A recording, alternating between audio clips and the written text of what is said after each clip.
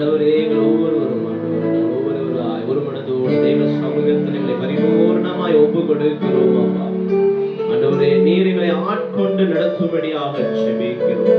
ஆண்டவரே, எங்களுக்கு தேவையான கிருபைகளினாலும் பலத்தினாலும் ஆசீர்வாதத்தினாலும் எங்கள் ஒவ்வொருவரையும் தேவ நிறைவாய் நிறைத்து இந்த கடைசி நாட்களிலே உமக்கென்று சாட்சியாய் வாழ்கிறவர்களாய் எங்களை தேவன் ஆட்கொண்டு நடத்தும்படியாய் ஒப்பு கொடுக்கிறோம். அப்பா ஆண்டவரே, இந்த நாளிலே கர்த்தாவே அற்புதமான மகிமைகளை காணத்தக்கதாய் தேவனை இணைத்திருக்கிறீரே, அந்த மகிமையை காண நாங்கள் வாஞ்சிக்கிறோம். ஆண்டவரே, யோவான் சுவிசேஷத்தில் எழுதியிருக்கும் அவருடைய மகிமையை கண்டோம், அது பிதாவின் ஒரே பேரான குமாரனுடைய மகிமைக்கு ஒத்ததாய் இருந்தது என்று சொன்னது போல இந்த நாட்களிலே ஆண்டவரே தேவ மகிமைகளை ஒரு விசையாய் சபையாய் எங்களை மூடும்படியாய் ஒப்பு கொடுக்கிறோம். அப்பா ஆவியானவர் மேல் வீட்டில் அசைவாடுவது போல இந்த நாளில் எங்கள் மத்தியிலே தேவன் வல்லமையாய் அசைவாடுங்க, பெரிய காரியங்களை செய்வீராக. மீதம் ஒவ்வொரு பகுதியுடைய சமூகத்தில் ஒப்பு கொடுக்கிறோம். ஆண்டவரே, இந்த நாட்களில் அநேக ஆத்துமாக்கள் வருவேன் என்று வாக்குரைத்தார்களே, தகப்பன் அவர் தடைகளை மாற்றி அழைத்து வரும்படியாய் தேவனுடைய ஆசீர்வாதத்தை ரட்சிப்பையும் பெற்றுக்கொள்ளும்படியாய் கர்த்தர் உதவி செய்யும்படியாய் ஜெபிக்கிறோம். உங்கள் கரங்கள் ஒப்பு கொடுக்கிறோம். இயேசுவின் நாமத்தினால் ஜெபிக்கிறோம் ஜீவனுள்ள நல்ல பிதாவே, ஆமென் ஆமென். அல்லேலூயா. அல்லேலூயா சொல்லாமா? அல்லேலூயா. ஆமென். அல்லேலூயா. ஆமென். தேவன் நாமம் மகிமைப்படுவதாக. இந்த நாளிலே தேவன் அற்புதமாய் நம்மை நடத்தி வந்திருக்கிறார். அல்லேலூயா. எத்தனை பேர் சந்தோஷமா இருக்கிறீங்க? அல்லேலூயா. சத்தமா அல்லேலூயா சொல்லாமா?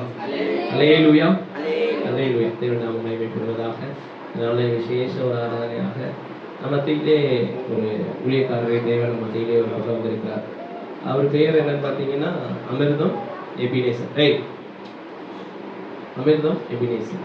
இவரை நாங்கள் எங்கே சந்தித்தோம் அப்படின்னு பார்த்தீங்கன்னா, ட்ரெயினில் தூத்துக்குடியிலேருந்து நம்ம திண்டுக்கல் வரும்போது நாங்கள் அவரை சந்தித்தோம். தூத்துக்குடியிலேருந்து சென்னை போயிட்டு இருந்தார்.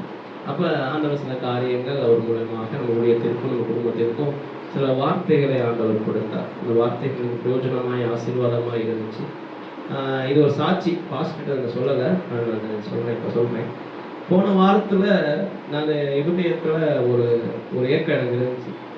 ஆண்டவரே, இந்த கடைசி நாட்களில் நாங்கள் ஊழியம் பார்க்குறோம், அந்த ஊழியத்துக்கு தேவையான வரங்களினாலே எங்களை நிரப்புங்க ஆண்டவரே. நான் எப்படி ஆண்டவர்கிட்ட கேட்டேன்னா, ஒவ்வொரு இருதயத்தையும் நான் அறிந்து கொள்ளணும். அவங்க எத்தனையோ பேர் எத்தனையோ கஷ்டத்தில் இருப்பாங்க. சில பேர் நிறைய பாவங்கள் இருப்பாங்க. அந்த பாவத்திலிருந்து அவங்களுக்கு உணர்வை கொடுத்து தேவ வார்த்தையை கொடுத்து ஒரு நல்ல சுவிசேஷத்தை அறிவிக்கணும் அப்படின்ற ஒரு உணர்வை எனக்கு தாங்க ஆண்டவரே அப்படின்னு சொல்லிட்டு அந்த வாஞ்சியோடு நான் இருந்தேன். கடைசியில் பார்த்தீங்கன்னா பாஸ்டர் திங்கட்கிழமை எனக்கு கூப்பிட்றாரு. என் நம்பரை மிஸ் பண்ணிட்டாங்க. நான் மிரியம் சிஸ்டர் மூலமாக கூப்பிட்டு நம்பரை வாங்கி கூப்பிட்டாரு. கூப்பிட்டு பேசும்போது இப்படி ஆண்டவர் என்ன பேசுகிறாரு, சந்திக்க சொல்கிறாரு, ஊழியத்தில் நம்ம போய் பார்க்க சொன்னாங்க. எனக்கு ஷாக் ஆயிடுச்சு. நான் ஏன் அப்படி சொல்கிறேன் அப்படின்னா, ஆண்டவர் அந்த கிருபைகளை நம்ம பாஸ்டருக்கு கொடுத்துருக்கிறார்.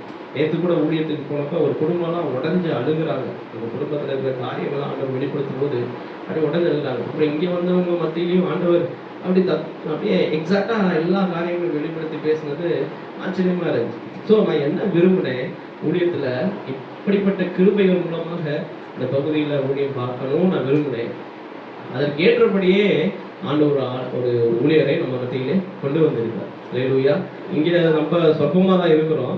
ஆனால் வெளியே போய் பார்க்கும் பொழுது எத்தனையோ நேற்று அந்த போன கிராமத்தில் பார்த்தீங்கன்னா எல்லாருடைய இருதயம் உடைக்கப்பட்டதாக இருந்துச்சு. சபைங்க நாளைக்கு என்னுடைய வார்த்தையை நான் கொடுக்குறேன் வாங்கணும்னா எல்லாரும் எங்கே சபை இருக்கு நாங்கள் வரோம். ஆனால் இதுக்கு வரலன்னு தெரியல. பட் ஆனால் அந்த இருதயம் அந்த இடத்துல தேவனை நோக்கி திருமணத்தை நாங்கள் பார்த்தோம்.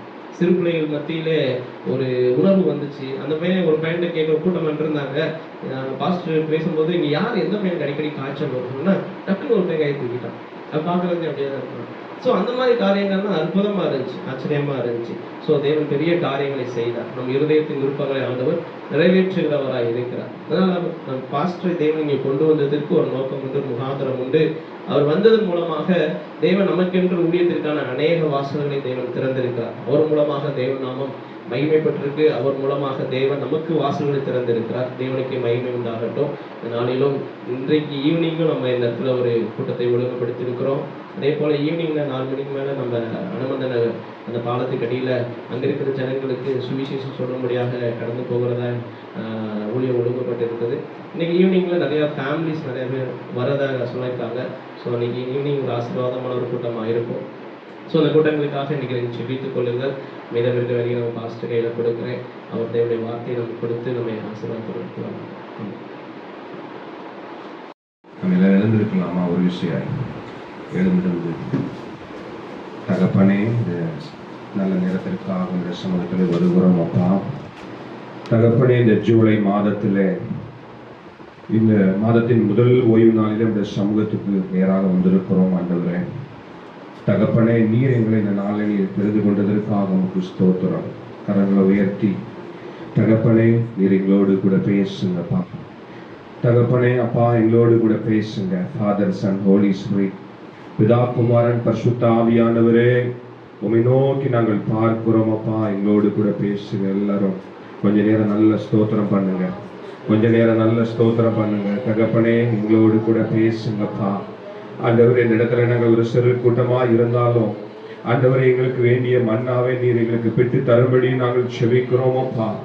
ஆண்டவரே, நாங்கள் ஊழியர்களா இருந்தாலும் கூட ஆண்டவரே, நீர் எங்களுடைய வார்த்தையை நீங்க பெற்றுக் கொடுக்கும்படியா நாங்கள் செபிக்கிறோம் அப்பா. நாங்கள் ஒருமனப்பட்டு இருக்கிறோம். ஏனெனில் 2 பேராவது 3 பேராவது என் நாமத்தினாலே எங்கே இருக்கிறார்களோ அவர்கள் மத்தியிலே நான் இருக்கிறேன் என்று சொன்ன தேவனை கொஞ்ச நேரம் நல்ல தகவலை துதிங்க. என்னோடு கூட பேசுங்கப்பா.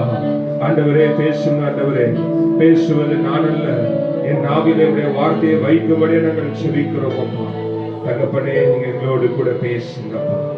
தகப்பனே, நான் தகுதி இல்லா பாத்திரம் ஆண்டவரே, என்னை ஒரு விஷயம் தகுதிப்படுத்துங்க ஆண்டவரே.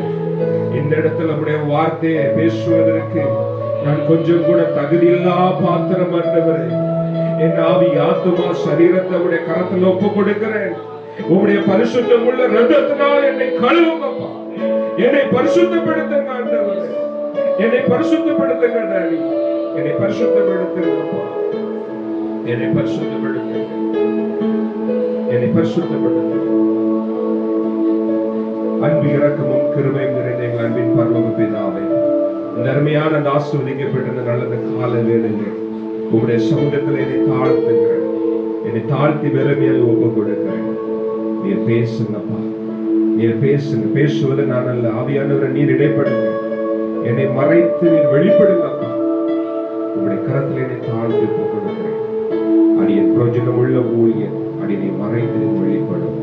இயேசுவின் இன்ப நாமத்தில் பிதாவே, ஆமென். ஆமென்.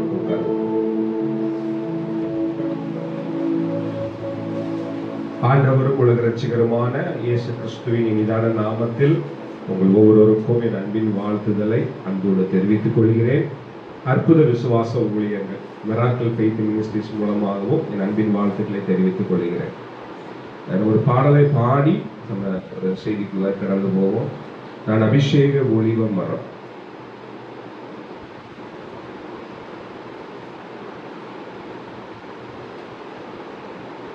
நான் அபிஷேக ஒளிவ மரம், உம் ஆலயத்தில் நடப்பட்டவன், உம் சமூகத்தில் வாழ்கின்றவன், உம் அன்பையே நம்புபவன். நான் அபிஷேக ஒளிவ மரம். நீங்கள் சேர்ந்து பாடலாமே. உம் ஆலயத்தில் நடப்பட்டவன், உம் சமூகத்தில் வாழ்கின்றவன், உம் அன்பையே நம்புபவன். உம் வசனம்தான் பசியாற்றும் உணவு, உம் பிரசனம்தான் தாகம் தீர்க்கும் தண்ணீர். உம் வசனம்தான் பசியாற்றும் உணவு, உம் பிரசனம்தான் தாகம் தீர்க்கும் தண்ணீர். நீ வெளிச்சமும் மீட்புமானே. நீரே என் ஜீவனின் பலனானே. நீரே என் வெளிச்சமும் மீட்புமானே. நீரே என் ஜீவனின் பலனானே. நான் அபிஷேக ஒளிவமரம் ஆலயத்தில் நடப்பட்டவன். சமூகத்தில் வாழ்கின்றவன். அன்பையே நம்புபவன். நான் அபிஷேக ஒளிவமரம் ஆலயத்தில் நடப்பட்டவன்.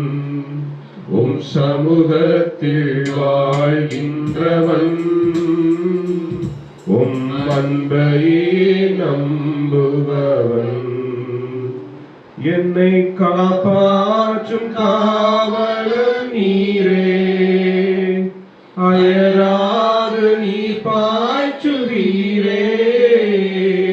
என்னை காப்பாற்றும் காவலர் நீரே. அயராது நீ பாய்ச்சுவீரே. என் தேவைகள் யாவையும் சந்திப்பவரே. எந்த சேதமும் இன்றி காப்பவரே. என் தேவைகள் யாவையும் சந்திப்பவரே. எந்த சேதமும் இன்றி காப்பவரே. அபிஷேக ஒளிவமரம்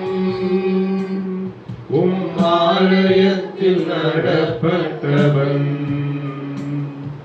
சமூகத்தில் வாழ்கின்றவன். அன்பையே நம்புபவன். பலன் தரும் புகழிடம் நீரே. உம்மில் வேறொன்ற கிருபை செய்தீரே. பலன் தரும் புகழிடம் நீரே. உம்மில் வேறொன்ற கிருபை செய்தீரே. மலர்ந்திடுவேன் நான் கனி கொடுப்பேன். உலகமெங்கும் நான் பலன் கொடுப்பேன். மலர்ந்திடுவேன் நான் கனி கொடுப்பேன். உலகமெங்கும் நான் பலன் கொடுப்பேன். அபிஷேக ஒளிவமரம் ஆலயத்தில் நடப்பட்டவன். சமூகத்தில் வாழ்கின்றவன். அன்பையே நம்புபவன். நான் அபிஷேக ஒளிவமரம் ஆலயத்தில் நடப்பட்டவன். சமூகத்தில் வாழ்கின்றவன். அன்பையே நம்புபவன். வசனம் தான் பசியாற்றும் உணவு. பிரசனம் தான் தாகம் தீர்க்கும் தண்ணீர். வசனம் தான் பசியாற்றும் உணவு. பிரசனம் தான் தாகம் தீர்க்கும் தண்ணீர். நீரே என் வெளிச்சமும் மீட்புமானே. நீரே என் ஜீவனின் பலனானே. நீரே என் வெளிச்சமும் மீட்புமானே. நீரே என் ஜீவனின் பலனானே. அபிஷேக ஒளிவமரம் ஆலயத்தில் நடப்பட்டவன். சமூகத்தில் வாழ்கின்றவன். அன்பையே நம்புபவன். அல்லேலூயா.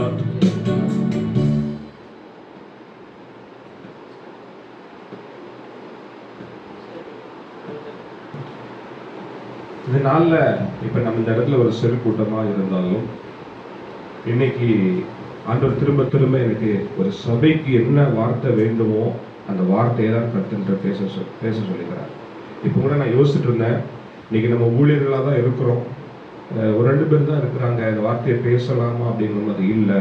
ஊழியர்களாக இருந்தாலும் இந்த வார்த்தையை பேச என்று ஆண்டவரோடு இடைப்பட்டார். விதை, வார்த்தை, விதை என்பது தேவனுடைய வார்த்தை. அந்த விதையாகிய வார்த்தை தான் ஆண்டவர் நமக்கு கொடுத்திருக்கிறார். அவருடைய சீஷர்களை பார்த்து ஒரு ஊமையை ஆண்டவர் கற்றுக் கொடுத்தார் இல்லையா? அப்ப அந்த விதை, லூக்கா 8ஆம் அதிகாரம் 5ஆம் வசனத்தை நம்ம வாசிப்போம். லூக்கா 8ஆம் அதிகாரத்துல 5, 6, 7, 8 நம்ம வாசிப்போம். விதைக்கிறவன் ஒருவன் விதையை விதைக்க புறப்பட்டான். அவன் விதைக்கையில் சில விதை வழியருகே விழுந்து மிதிவுண்டது. ஆகாயத்து பறவைகள் வந்து அதை பட்சித்து போட்டது. சில விதை கற்பாறையின் மேல் விழுந்தது. அது முளைத்த பின் அதற்கு ஈரம் இல்லாததினால் உலர்ந்து போயிற்று. சில விதை முள்ளுள்ள இடங்களில் விழுந்தது. முள் கூட வளர்ந்து அதை நெருக்கி போட்டது. சில விதை நல்ல நிலத்தில் விழுந்தது. அது முளைத்து 100 பலன் கொடுத்தது என்றார். இவைகளை சொல்லி கேட்கிறதற்கு காதுள்ளவன் கேட்க கடவன் என்று சத்தமிட்டு கூறினார். அன்பானவர்களே, இதுல பார்க்கும்போது லூக்கால சொல்லப்பட்டது போல விதைக்கிறதற்காக விதை எடுத்துக்கொண்டு ஒருவன் விதைக்க புறப்பட்டான் என்று அதில் சொல்லப்படுகிறது. சில விதைக்கையில் வழியருகே விழுந்து மிதிவுண்டு ஆகாயத்து பறவைகள் அதை பட்சித்து போட்டது என்று பார்க்கிறோம். ஆம் அன்பானவர்களே, லூக்கா 8ஆம் அதிகாரத்திலே 10ஆம் வசனத்திலே அதற்கு ஆண்டவர் அழகாய் சொல்கிறார், தேவனுடைய ராஜ்யத்தின் ரகசியங்களை அறியும்படி உங்களுக்கு அருளப்பட்டது. மற்றவர்களுக்கோ அவர்கள் கண்டும் காணாதவர்களாகவும் கேட்டும் உணராதவர்களாகவும் இருக்கத்தக்கதாக அவைகள் ஊமைகளாக சொல்லப்படுகிறது என்று பார்க்கிறோம். இந்த தேவனுடைய ராஜ்யத்தின் ரகசியங்களை அறியும்படியாக ஆண்டவர் என்ன பண்ணிருக்கிறாரு, நமக்கு அது கொடுக்கப்பட்டிருக்குது. நேற்றைய தினம் பாருங்க, நேற்று அந்த சுவிசேஷம் இதுக்கு நாங்கள் செல்லும் போது அந்த வார்த்தையை வந்து என்ன பண்றாங்க, நிறைய பேர் கேட்டுக்கிறாங்க, உள் வாங்கிக்கிறாங்க. சிலவங்க என்ன பண்றாங்க, கண்டு காணாதவர்களாய் உணராதவர்களாய் அவர்களுடைய செவிகள் அடைக்கப்பட்ட ஒரு சூழ்நிலையிலே வாழ்ந்து கொண்டிருக்கிறார்கள். ஒரு இடத்துல பாருங்க, ஒரு 2 பேர் 3 பேர் இருக்கும்போது அந்த வார்த்தையை நம்ம சொல்லும் போது அதில் ஒரு சில பேர் வார்த்தையை கேட்கிறவர்களாய், அதை கேட்டு அது உணர்கிறவர்களாய் அவர்கள் வாழ்ந்து கொண்டிருக்கிறதை நம்ம பார்க்கிறோம். அநேக பேர் பாருங்க, அந்த வார்த்தையை கேட்கும் போது அவருடைய செவிகள் அடைக்கப்பட்டதாய் அவர்கள் அதை உணராத கூடாதபடி எதிராளியாய பிசாசானவன் அவருடைய என்ன பண்ற செவிகளை அடைத்து வைத்திருக்கிறதை நம்ம பார்க்கிறோம். அதே போலதான் நம்மளுடைய ஆவிக்குரிய வாழ்க்கையிலே நம்ம எத்தனை முறை ஆண்டவருடைய வார்த்தைகளை கேட்டாலும் அந்த வார்த்தையின்படி நம்ம என்ன பண்றோம், கேட்டு உணராதபடி நம்ம இருக்கிறோம். அப்படிப்பட்ட சூழ்நிலை நம்ம வாழ்ந்து கொண்டிருக்கிறோம். ஆண்டவர் அழகாய் சொல்கிறார், அந்த ஊமையின் கர்த்தாவது விதை, அது தேவனுடைய வசனம். பாருங்க, ஓசியா 8ஆம் அதிகாரம் 12ஆம் வசனத்துல, என் வேதத்தின் மகத்துவங்களை நான் எழுதி கொடுத்தேனே, அவைகளை அந்நிய காரியமாக எண்ணிக்கொண்டிருக்கிறார்களே என்று ஓசியா புஸ்தகத்திலே பார்க்கிறோம். அப்போ ஆண்டவருடைய வேதத்தின் மகத்துவம் என்பது அவருடைய வார்த்தை. அவருடைய வார்த்தை எப்பேற்பட்ட மனிதனையும், எப்பேற்பட்ட சூழலில் இருக்கிற ஒரு பாவத்தில் இருக்கிற மனிதனையும் மீட்டெடுக்கக்கூடிய ஒரு வார்த்தையாய் இருக்கிறது என்று நம்ம பார்க்கிறோம். அதனால தேவனுடைய வார்த்தை எப்பேற்பட்ட வார்த்தையா இருக்கிறதா, விலை மதிக்க முடியாத ஒரு வார்த்தையா இருக்கிறதா. பாருங்க, லூக்கா 12ஆம் அதிகாரத்துல 8:12 சொல்லுது, வழியருகே விதைக்கப்பட்டவர்கள் வசனத்தை கேட்கிறவர்களாய் இருக்கிறார்கள். அவர்கள் விசுவாசித்து ரட்சிக்கப்படாதபடிக்கு என்ன பண்றாங்கன்னா, பிசாசானவன் வந்து அவ்வசனத்தை அவர்கள் இருதயத்திலிருந்து எடுத்து போடுகிறார். சுவிசேஷ பணியில நமக்கு ஒவ்வொரு போகும்போது நீங்க உலகத்துல பாருங்க, சுமார் உலகம் முழுவதுமாய் 900 கோடி ஜனங்கள் இருக்கிற இந்த உலகத்துல இந்திய தேசத்துல மாத்திரம் 143 145 கோடி இருக்கிற இந்திய தேசத்துல பாருங்க, இப்படிதான் ஒவ்வொரு நாளும் இன்னைக்கு ஒரு எழுப்புதல் வராததுக்கு காரணம் என்ன தெரியுமா? ஆண்டுடைய வார்த்தையை கேட்க கூடாதபடி வழி அருகே விதைக்கப்பட்டவர்களாய் வாழ்ந்து கொண்டிருக்கிறோம். நீங்க இந்திய தேசத்துல மாத்திரம் கணக்கெடுத்து பார்க்கும்போது 143 145 கோடி இருக்கிற இந்திய தேசத்துல நீங்க எத்தனை ஆத்மாக்கள் ரட்சிக்கப்படாமல் இருக்கிறாங்க தெரியுமா? இன்னும் ஏன் கிறிஸ்தவம் வளராம இருக்குது? இன்னும் ஏன் ஆண்டுடைய வார்த்தையை கேட்க கூடாதபடி அவங்க கண்களை குருடாக்கி வைத்திருக்கிறாங்க? இந்த வேதத்துல சொல்லப்படுவது போல, லூக்கா 8:12 சொல்லப்படுவது போல, இன்னைக்கு வழியருகே விதைக்கப்பட்டவர்களாய்தான் இன்னைக்கு நம்ம இருக்கிறோம். வசனத்தை கேட்கிறவர்களாய் இல்லாம அதை விசுவாசித்து ரட்சிக்க கூடாதபடிக்கு பிசாசனவன் இருதயத்தில் இருந்து அதை எழுது போடுகிறவனாய் இருக்கிறான். ஆண்டுடைய வார்த்தையை பிடுங்குகிறவனாய் இருக்கிறான். இன்னைக்கு ஒரு மனம் கிடையாது, இன்னைக்கு ஒன்னஸ் கிடையாது, இன்னைக்கு கிறிஸ்தவத்துல ஒன்னஸ் கிடையாது, ஊழியக்காரங்க மத்தியில ஒரு மனம் கிடையாது, விசுவாசிகள் மத்தியில ஒரு மனம் கிடையாது.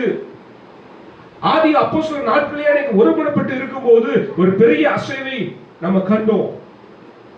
அந்த 143 145 கோடி இருக்கிற இந்திய தேசத்துல இன்னும் ரட்சிக்கப்படாம இருக்கிறாங்க தெரியுமா? இன்னைக்கு ஏதோ ஒரு சபை என்பது ஒரு கிறிஸ்தவர்களுக்கு மாத்திரம்தான் அந்த சபை அப்படின்னு நீங்க நம்ம வாழ்ந்து கொண்டு இருக்கிறோம். நீங்க எத்தனை புறஜாதி ஜனங்கள் ஆண்டுடைய வார்த்தையை கேட்க கூடாதபடி எதிராளியாகிய பிசாசானவன் அவங்களுடைய கண்களை குருடாக்கி அவங்களுடைய இருதயத்திலிருந்து அந்த வார்த்தையை பிடுங்கி போடுகிறான். அதுதான் வழியருகே விதைக்கப்பட்ட ஒரு வார்த்தையாக இருக்கிறது.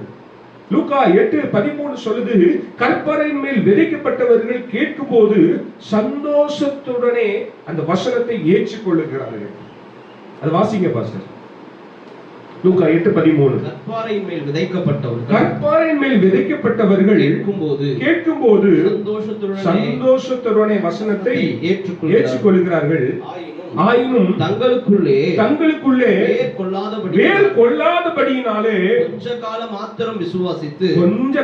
மாத்திரம் விசுவாசித்து சோதனை காலத்தில் பின்வாங்கி போகிறார்கள். அப்போ கற்பாறையின் மேல் விதைக்கப்பட்டவர்கள், அதாவது கற்பாறையின் மேல் விதைக்கப்பட்ட வார்த்தைய எப்படி இருக்குன்னா, நம்ம சொல்லும் போது அந்த சந்தோஷத்துடனே கேட்டுக்கிறாங்க. சுவிசேஷத்துக்கு போறோம் பாத்தீங்களா, சில பேர் பாருங்க ஆண்டவருடைய வார்த்தையை பேசும்போது அவங்களுக்குள்ள அப்படியே ஒரு சந்தோஷம் வரும், அப்படியே மெய்சில் இருப்பாங்க. ஆனா பாருங்க, அந்த வசனத்தை ஏற்றுக்கொள்வாங்க. ஆயினும் தங்களுக்குள்ள என்ன பண்ணுவாங்களா, வேர் கொள்ளாதபடி கொஞ்ச காலம் விசுவாசித்து சோதனையில என்ன பண்ணுவாங்களா, பின்வாங்கி போயிடுவாங்க. ஒரு எக்ஸாம்பிளுக்கு நேற்று பாருங்க, நேற்று ஒரு சில பேர் ஜெபிக்க வந்தாங்க. ஆண்டவருடைய வார்த்தையை நான் சொல்லும் போது அவங்க கண்ணை மூடிக்கிட்டாங்க. அந்த வார்த்தையை நான் சொல்றேன், திரும்ப திரும்ப சொல்லும் போது அது அவங்களால அந்த என்ன சொல்றது, வேறு கொள்ளாதபடினாலே அவங்க பின்வாங்குறாங்க. அதை சொல்லும் போது ஒரு டைமுக்கு 2 டைம் சொல்றாங்க, 3ஆவது டைம் நானே கண்ணை திறந்து நான் சொல்றதை நீங்க அப்படி சொல்லுங்க அப்படின்னு. அவங்களால அதை சொல்ல முடியல. அதே போலதான் ஒரு சுவிசேஷ பாதையில் இன்னைக்கு எத்தனையோ சுவிசேஷர்கள் இருந்தாலும், எத்தனையோ ஜனங்கள் இருந்தாலும், ஆண்டவருடைய வார்த்தை வேர் கொள்ளாதபடி ஏதோ ஒரு சூழ்நிலையில அவருடைய வாழ்க்கையில ஒரு காய்ந்த நிலையில, ஒரு ஈரமில்லாத ஒரு வாழ்க்கைக்குள்ள அவங்க வாழும்போது என்ன பண்றாங்களா, அது வேர் கொள்ளாதபடி சோதனைகளை பின்வாங்கி போய் கொண்டிருக்கிறாங்க. எனக்கு அன்பானவர்களே, ஒவ்வொரு நாளும் பாருங்க, நான் சுவிசேஷ பணிக்கு நான் ஒப்பு கொடுக்கும் போது தேவ சமூகத்திலே 3 வருடமாக நான் காத்திருந்து அழுது ஜெபம் பண்ணேன். இன்னைக்கு ஊழியம் என்பது ஒரு பிசினஸா போய் கொண்டு இருக்கிறது. இன்னைக்கு ஊழியம் என்பது ஏதோ ஒரு சபை இருந்தா, ஒரு 50 பேர் இருந்தா, ஒரு 100 பேர் இருந்தா, ஏதோ ஒரு பொருளாதாரத்தின் நிமித்தமாய் நாம் ஒரு சபைக்குள்ள இருந்து விடலாம் அப்படின்னு நினைச்சு இன்னைக்கு நிறைய பேர் அப்படி பண்ணிட்டு இருக்கிறாங்க. எனக்கு அன்பானவர்களே, நாம் வேறொன்றவர்களாக இருக்க வேண்டும். எனக்கு சுவிசேஷம் சொல்லாமே இருக்க முடியாது. எனக்கு பாருங்க, நான் சமயம் வாய்க்க வேண்டாலும் தைரியமாய் திருவசனத்தை பிரசங்கம் பண்ணு, கடிந்து கொண்டு புத்தி சொல்லிட்டு தீமோத்தேயுவை பார்த்து சொல்லுகிறார். ஆண்டுடைய வார்த்தையை சொல்லாம இருக்கவே முடியாது. அவருடைய அன்பை பெற்ற நாம் அவருடைய வார்த்தையை நம்ம சொல்லாம இருக்க முடியுமா? சொல்லவே இருக்க முடியாது. அதுதாங்க உண்மையான கிறிஸ்துவின் அன்பு. அப்போ சில வார்த்தைகள் விதைக்கப்பட்ட போது என்ன ஆயிருது, அது வேறொரு கொள்ளாதபடி என்ன பண்ண, கொஞ்ச காலம் மாத்திரம் ஒரு கேஸ்ல அடைக்கப்பட்ட ஒரு பலூனை போல. நீங்க நிறைய பேர் பாருங்க, சபைக்கு வருவோம் நாங்கெல்லாம், பெரிய பெரிய சென்னையில எல்லாம் பாத்தீங்கன்னா பெரிய பெரிய சபைகள்ல 5000 பேர் 10,000 பேர் 1,00,000 பேர்லாம் இருக்கிறாங்க. ஹைதராபாத்ல சதீஷ்ன்னு சொல்லி அவங்க சபையெல்லாம் 1,00,000 பேர். இன்னைக்கு என்ன தெரியுமா, இன்னைக்கு கிறிஸ்துவனுடைய வாழ்க்கை எப்படி தெரியுமா இருக்குது, ஒரு கேஸ்ல அடைக்கப்பட்ட பலூனை போல. சபைக்குள்ள வரும்போது நல்ல ஸ்பிரிச்சுவலா நல்ல பாடல் பாடி அந்நிய பாஷை பேசி, நிறைய பேருக்கு மியூசிக் இல்லைன்னா அபிஷேகமே வராது. அப்படிப்பட்ட ஒரு வாழ்க்கையில வாழ்ந்து கொண்டு இருக்கிறோம். ஒரு கேஸ்ல அடைக்கப்பட்ட பலூனை போல நல்லா இருப்பாங்க. சபையை விட்டு வெளியில கடந்து போன உடனே அடைக்கப்பட்ட பலூனை போல மேல அப்படியே போயிடும். அதுல ஏதாவது ஒரு ஊசியை வச்சு குத்துனீங்கன்னா வச்சுக்கோங்களேன், தப்புன்னு போயிடும் அந்த அபிஷேகம். அப்படிப்பட்டதான் நம்ம வாழ்ந்து கொண்டு இருக்கிறோம். ஏன்னா அந்த நேரம் மட்டும் தான் அந்த வார்த்தையை நம்ம பிடித்திருக்கிறோம். ஏற்கொள்ளாதபடி எதிராளிகள் விசுவாசானவன் எவனை கட்சிக்கிற சிங்கம் போல விரலால் வகை தெரிவிக்கொண்டு இருக்கிறார். 2 கொரிந்தியர்களை பார்க்கிறோம், சாத்தானாலே மோசம் போகாதபடி எச்சரிக்கையாக இருங்கள், அவருடைய தந்திரங்கள் நமக்கு தெரியாதவைகள் அல்லவே.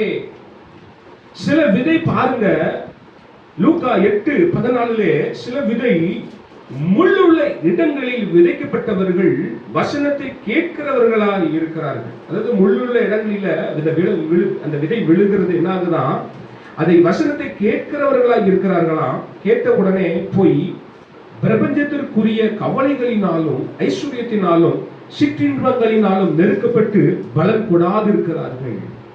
இன்னைக்கு பாருங்க, முள்ளுள்ள இடங்களில விழுந்த விதை அது என்ன பண்ணது, பிரபஞ்சத்திற்குரிய கவலைகளினாலும் ஐஸ்வர்யத்தினாலும் சிற்றின்பங்களினாலும் நெருக்கப்பட்டு பலன் கொடாது இருக்கிறார். இன்னைக்கு நிறைய பேருடைய வாழ்க்கையில பாருங்க, நல்ல ஆண்டுடைய வார்த்தையை கேட்பாங்க. வெளியில போன உடனே, சபையை விட்டு வெளியில போன உடனே வீட்டுக்கு போய் என்ன சமைக்கலாம், பிரியாணி செய்யலாமா, மட்டன் வாங்கலாமா, சிக்கன் வாங்கலாமா, அடுத்தது நான் என்ன பண்ணணும், அடுத்த நாளை தினத்தை குறித்து நான் என்ன பண்ணணும், என் பிள்ளைக்கு ஃபீஸ் கட்டணும், அடுத்து நான் போகும்போது இது வாங்கணும், அது செய்யணும். இப்படி உலக கவலைகளுக்குள்ள அப்படியே சத்துரு கொண்டு போயிருக்கிறான். நாளைய தினத்தை குறித்து நம்ம ஒரு நாளும் கவலைப்படக்கூடாது. காகத்தை போஷிக்கிற தேவன் நம் ஒவ்வொருவரையும் போஷிக்கிற தேவனாக இருக்கிறார். அவருடைய பிள்ளைகளுக்கு சிங்கக்குட்டிகள் தாழ்ச்சி இருந்து பட்டினியாய் கிடக்கும், கர்த்தரை தேடுகிறவர்களுக்கு ஒரு நன்மையும் குறைபடாது. அப்ப நீங்க லௌகீக கவலை, இன்னைக்கு நிறைய பேருக்கு பாத்தீங்கன்னா லௌகீக கவலைன்னா உலக பிரகாரமான கவலை இல்லை. நம்ம குடும்பத்தை குறித்து ஒவ்வொரு நாளும் கவலைப்பட்டுடும். அப்ப என்ன பண்ணுவோம், ஆண்டுடைய வார்த்தையை விட்டுருவோம், ஆண்டு நமக்கு சொன்ன வார்த்தையை ஓமே விட்டுருவோம். அப்ப அது முள்ளுள்ள இடங்களில் விழுகிற விதையாய் மாறி விடுகிறது. லூக்கா 8:15 பார்க்கும்போது நல்ல நிலத்துல விழுந்த விதை எப்படி இருக்குமா, நல்ல வாசிங்க பாஸ்டர், நல்ல நிலத்தில் விதைக்கப்பட்டவர்கள் வசனத்தை கேட்டு அதை உண்மையும் நன்மையுமான இருதயத்திலே காத்து பொறுமையுடனே பலன் கொடுக்கிறவர்களாய் இருக்கிறார்கள். பாருங்க, நல்ல நிலத்துல விதைக்கப்பட்டவர்களாய் நாம் இருக்கிறோமா என்பதை நாம் சிந்தித்து பார்க்க வேண்டும். நல்ல நிலத்துல விழுந்த விதை அந்த வசனத்தை கேட்டோம், அது உண்மையும் நன்மையுமான நம்முடைய இருதயத்திலே காத்து நம்ம ஒவ்வொருவரும் என்ன பண்ணுவோமா, பலன் கொடுக்கிறவர்களாக இருக்கிறோமா, பொறுமையுடனே. இன்னைக்கு நிறைய பேருக்கு பொறுமை கிடையாது. ஆண்டு ஒரு வார்த்தை கொடுத்திருப்பாரு, இனி தீங்கே காணாது இருப்பாய், கர்த்தர் உனக்காக யாவையும் செய்து முடிப்பார், உன்னை ஆசீர்வதிக்கவே, உன்னை ஆசீர்வதித்து உன் பேரை பெருமைப்படுத்துவேன் அன்று வார்த்தை கொடுத்துருவாரு. ஆனா நம்ம அந்த பொறுமையை, அந்த வார்த்தையை சுதந்திரித்துக் கொள்வதற்கு நம்ம பொறுமையுடனே காத்திருக்க முடியாத ஒரு சூழ்நிலையில நம்ம இருக்கிறோம். அப்ப பொறுமையுடனே நீங்க காத்திருக்கும் போது அது பலன் கொடுக்கிறவர்களாக இருக்கிறோம். ஆண்டவர் எனக்கு ஒரு வார்த்தையை கொடுத்தார். 2004 சென்னைக்கு வந்தேன். பாத்தீங்கன்னா என்னுடைய டெஸ்டிமனியை நான் சிம்பிளா சொல்லிக்கிறேன். ஃபர்ஸ்ட் டைம்னால நான் 2005 சென்னைக்கு வந்தேன். ஒரு பிசினஸ் ஒன்று ஆரம்பிச்சேன். பிசினஸ்ல பாத்தீங்கன்னா 1 கோடி ரூபாய்க்கு மேல லாஸ். அப்புறம் பாத்தீங்கன்னா 2010 சினிமா துறையில போய் இருந்தேன். இன்ஸ்பெக்டர் கேரக்டர் போட்டால் சும்மா அப்படி கெத்தாக இருக்கும். மீசெல்லாம் பார்த்தீங்கன்னா இவ்வளோ பெருசு வச்சுருப்பேன். எல்லாரும் பிடிச்சி இழுப்பாங்க. ஏதாவது ஒட்டி மீசியா ஒரிஜினல் மீசியானா அவ்வளோ திக்னஸ், அவ்வளோ கரகரன்னு இருக்கும். டேரக்டர் சொல்லுவார், அமிர்தம் உங்களுக்கு மேக்கப் இல்லாமலே ரொம்ப சூப்பராக இருக்கிறீங்கம்மா. இன்ஸ்பெக்டர் கேரக்டர் போட்டால் இன்னும் நான் வீட்டில் அந்த ஒரிஜினல் யூனிஃபார்ம் வச்சுருக்கேன், கன்னு அந்த சீல் பண்ணி வச்சுருக்கிறேன்.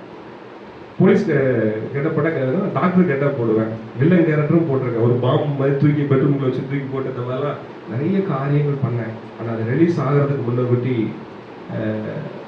ஜெயிலுக்குள்ளே போக முடியாத பிசாசு எனக்கு தள்ளிவிட்டான். 2011 புழல் ஜெயிலில் இருந்தேன்.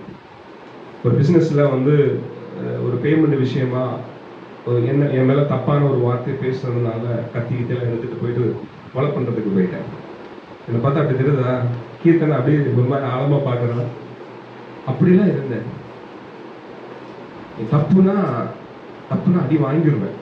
உங்களுக்கு வர முன்பதாக என் கேரக்டர் சொல்கிறேன். தப்புனா அடி வாங்கிடுவேன். தப்பு இல்லைன்னா எவ்வளோ பெரிய ஆளாக விட மாட்டேன். அது ஐபிஎஸ்ஸாக இருந்தாலும் சரி, ஐஏஎஸ்ஸாக இருந்தாலும் சரி, எவனாக இருந்தாலும் சரி, அப்படி கம்பீரமாக நிற்பேன். அதனால தான் போவதில் ஜெயிலுக்குள்ளே போயிட்டேன். ஆனால் ஆண்டவர் அங்கே இருக்கும்போது எனக்கு ஒரு பரிசுத்த வேதாகமத்தை ஆண்டு கொடுத்தார். யோபு தன் சிநேகிதருக்காக வேண்டுதல் செய்த போது ஆண்டவர் அவருடைய சிறையிருப்பை மாற்றினார். யோபு தன் சிநேகிதருக்காக வேண்டுதல் செய்த போது கர்த்தர் சிறையிருப்பை மாற்றினார். அந்த வார்த்தையை கொடுத்தார் ஆண்டவர். ஜெயிலுக்குள்ள இருக்கிறாங்க. அந்த ஜெயிலுக்குள்ள பசங்க நான் கொஞ்சம் அரை மணி கொஞ்சம் எடுத்தாலும் பரவாயில்ல, உங்களுக்கு பிரயோஜனமா இருக்கும். அந்த இடத்துல ஜெயிலுக்குள்ள இருக்கும்போது ஒரு 60-65 பேர் இருக்கிறாங்க. அதுல பாருங்க, நல்ல நடிகர் பிரபு மாதிரி நல்ல போல்டா இருக்கிற மனிதர்கள்லாம் உள்ள ஏதோ ஒண்ணு உள்ள இருக்கிறாங்க. தண்டவாளத்துல அடிச்சு கொண்டவன் உள்ள இருக்கிறான். சீட்டு மோசடியில வழக்கானவன் இருக்கிறான். தப்பே பண்ணாதவன் உள்ள இருக்கிறான். பொய் கேஸ்ல யாரோ ஒருத்தருக்கு பண்ண கேஸ் இவன் பொய் சொல்லி கேஸை போட்டு உள்ள தூக்கி போட்டிருக்கிறான். பல முகங்களை பார்க்கும்படியாக ஆண்டு அந்த நாள் தெரிந்து கொண்டார். அங்க உள்ள சாப்பாடு ஒருத்தர் இருக்கிறான். 16-18 வயசுல 3 கொலை பண்ணிக்கிட்டு உள்ள இருக்கிறான். பாக்குறதுக்கு இருக்கிறான் ஜோசுவா தான் இருக்கிறான். அவனோட கொஞ்சம் ஜோசுவா உனக்கு என்ன வயசுதான்? அவனுக்கு 15, ஒரு 2 வயசு 3 வயசு கூட இருப்பான். அவ்வளவுதான். 3 கொலையை பண்ணிட்டு உள்ள பாருங்க, தெம்பான குச்சிமா தான் இருக்கான், ஒல்லியாட்டு பாருங்க. 3 கொலையை பண்ணிட்டு அது உள்ள இருக்கான். அவன் வெளியில போனான்னா அவன் எங்க இருப்பானா பாத்தீங்கன்னா சுடுகாட்டுல இருப்பானா. ஏன்னா வெளியில போட்டோம்னா எதிர்பார்த்தி அவன் கொண்டுருவான்னு சொல்லிட்டு அப்படிப்பட்ட நபர்களை சந்திக்கும்படியாக, அவர்களுக்காக ஜெபிக்கும்படியாக ஆண்டவரை தெரிந்து கொண்டார்.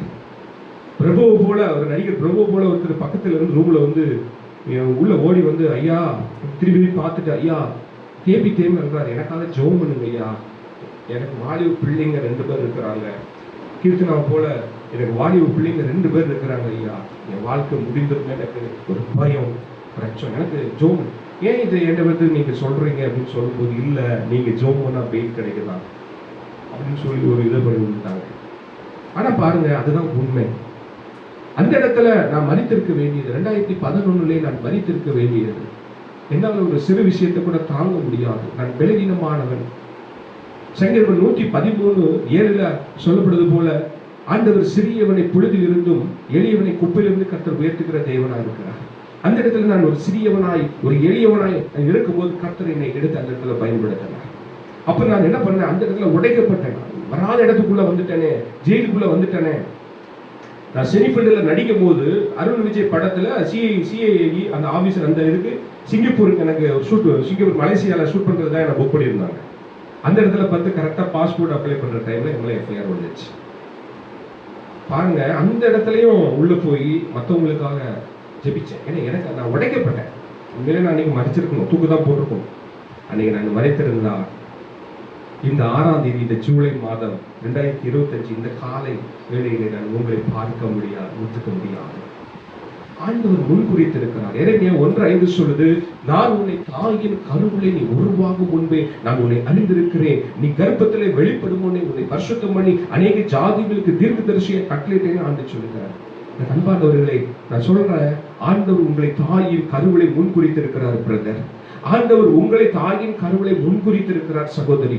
பாஸ்டர், உங்களை தாயின் கருவிலை ஆண்டவர் முன்குறித்திருக்கிறார். ஆண்டவர் நம்மளை தெரிந்து கொண்டதற்கு ஒரு நோக்கம் உண்டு.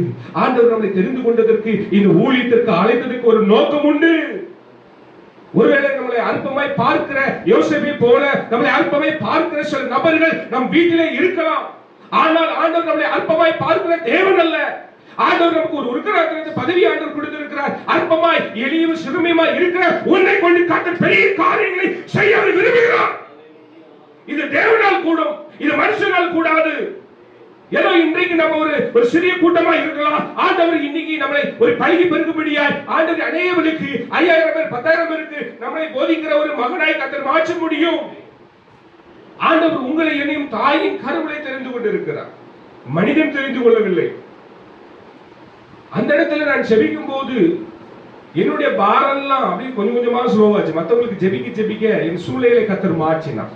அன்று எப்படி பவுலும் சீலாவும் சிறைசாலையிலே ஜெபிக்கும் போது ஆண்டவருடைய சிறையிருப்பை மாற்றினாரோ, அவர்கள் துதித்து பாடி ஜெபிக்கும் போது சிறைச்சாலையின் கதவுகள் திறக்கப்பட்டது போல அன்று மற்றவர்களுக்கு நான் ஜெபிக்கும் போது 65 பேர் இந்த இடத்துல நான் வெளியில ரிலீஸ் ஆகி போகும்போது 35 பேர் இருந்தாங்க. எனக்கு அன்பானவர்களே, ஆண்டவர்களுடைய சிறையிருப்பை மாற்றினார். அவர்களுக்கு ஆண்டவருடைய அன்பை நான் சொன்னேன். 3 கொலை செய்துவிட்டு ஒரு மகன் உள்ள இருக்கிறான், அவனுக்கு சாப்பாடு வாங்கி கொடுக்கலன்னா அடிப்பான் பொழுது, உள்ள இருக்கிற எல்லாத்தையும் சேர்த்து அடிப்பான் பொழுது, வீடியோ வாங்கி கொடுக்கணும் இல்லைன்னா அவன் அடிப்பான். அந்த பையனுக்கு பயப்படுறவங்க இருக்கிறாங்க. ஆனா தானியேலை சிங்கத்தின் குகைக்குள்ள போடும்போது சிங்கத்தின் வாயை கட்டினார் அல்லவா, அதே போல அந்த மகனுடைய வாயை கட்டி போட்டார். எனக்கு ஒருத்தர் கூட எனக்கு எந்த வேலையும் செய்ய சொல்லல, எல்லாரும் பண்ணாங்க. ஆனா நான் மட்டும் போடல. இந்த கை உடைக்கப்பட்டவனாய் நான் உள்ள இருந்தேன். 24 நாட்கள் இருந்தேன்.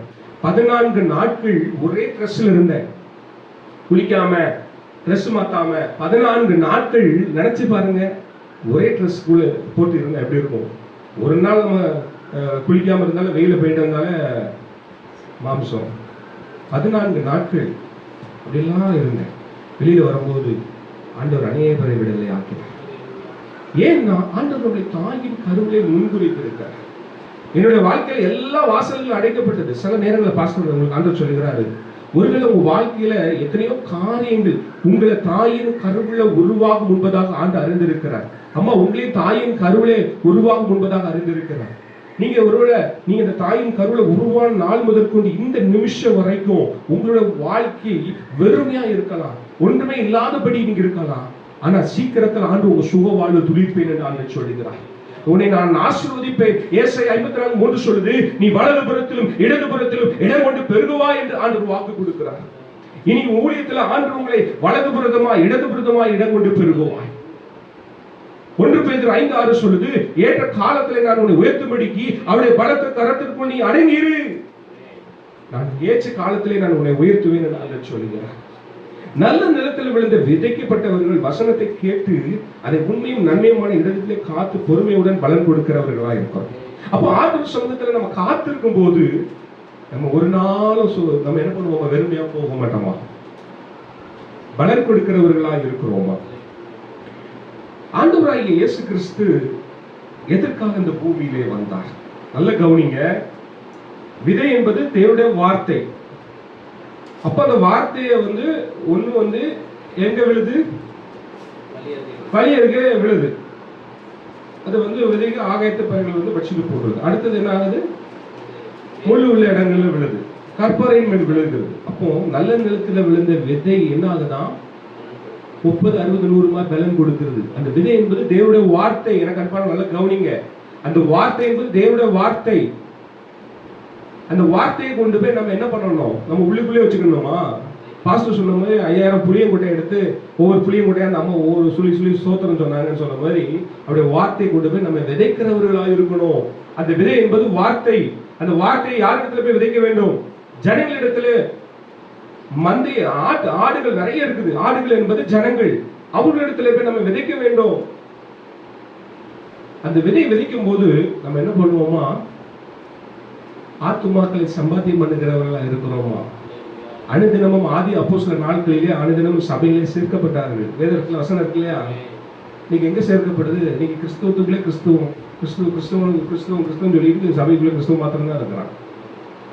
எங்க சபைக்கு போனாலும் பெரிய பெரிய சபைக்கு கூப்பிடுறது ரொம்ப ரேரு. ஏன்னா அதுக்கு ரொம்ப பிரபலமாகணுமா. சபையில போய் பெரிய சபையில கூப்பிடுறது பிரபலமான.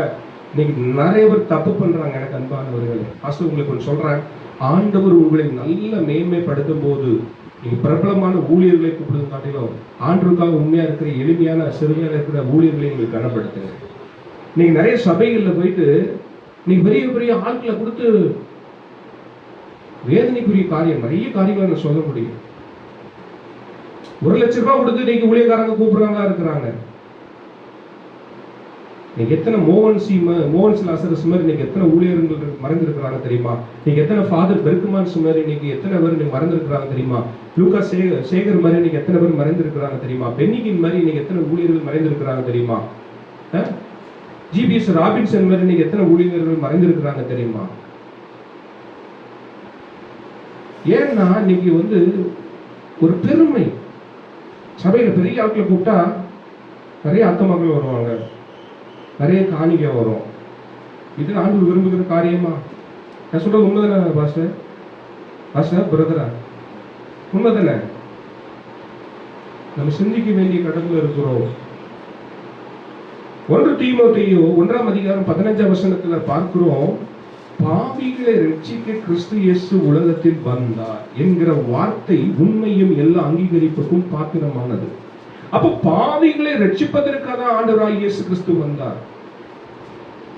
நீதிமானே அல்ல, பாவிகளை மனம் திரும்புகிறதற்காக அழைக்க வந்தேன் என்று லூக்கா 5:32 பார்க்கிறோம். லூக்கா 5:32 சொல்லுது, நீதிமான்களை அல்ல பாவிகளையே மனம் திரும்புகிறதற்கு அழைக்க வந்தேன். இன்னொரு வசனம் பாருங்க, இது எனக்கு ரொம்ப பிடிக்கும். அந்த வசனத்தை நீங்க நல்லா வச்சு நீங்க சபையில அடிக்கடி பேசுங்க. 1 தீமோத்தேயு 2ஆம் அதிகாரம் 4ஆம் வசனத்தை நீங்க அடிக்கடி நீங்க சொல்லணும். இது நினைவுல வச்சுக்கிடணும்.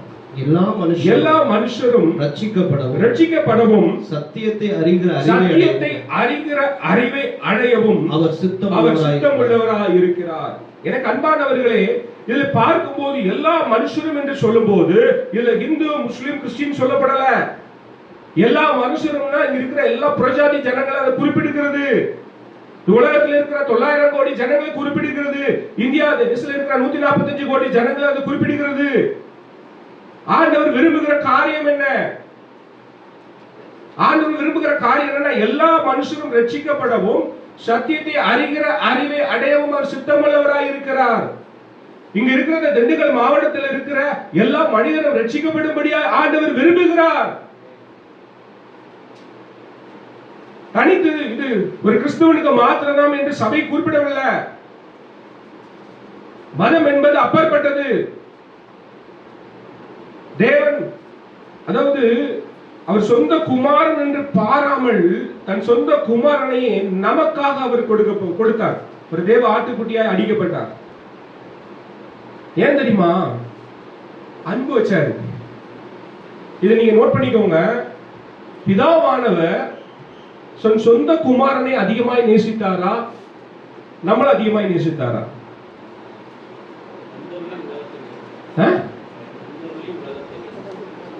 தந்தரளி எவ்வளவாய் அன்பு கூர்ந்தார். நான் என்ன கேட்கிறேன்னா, பிதாவானவர் தன்னுடைய குமாரனை அதிகமாய் நேசித்தாரா, அம்மா உங்களை அதிகமாய் நேசிச்சாரா?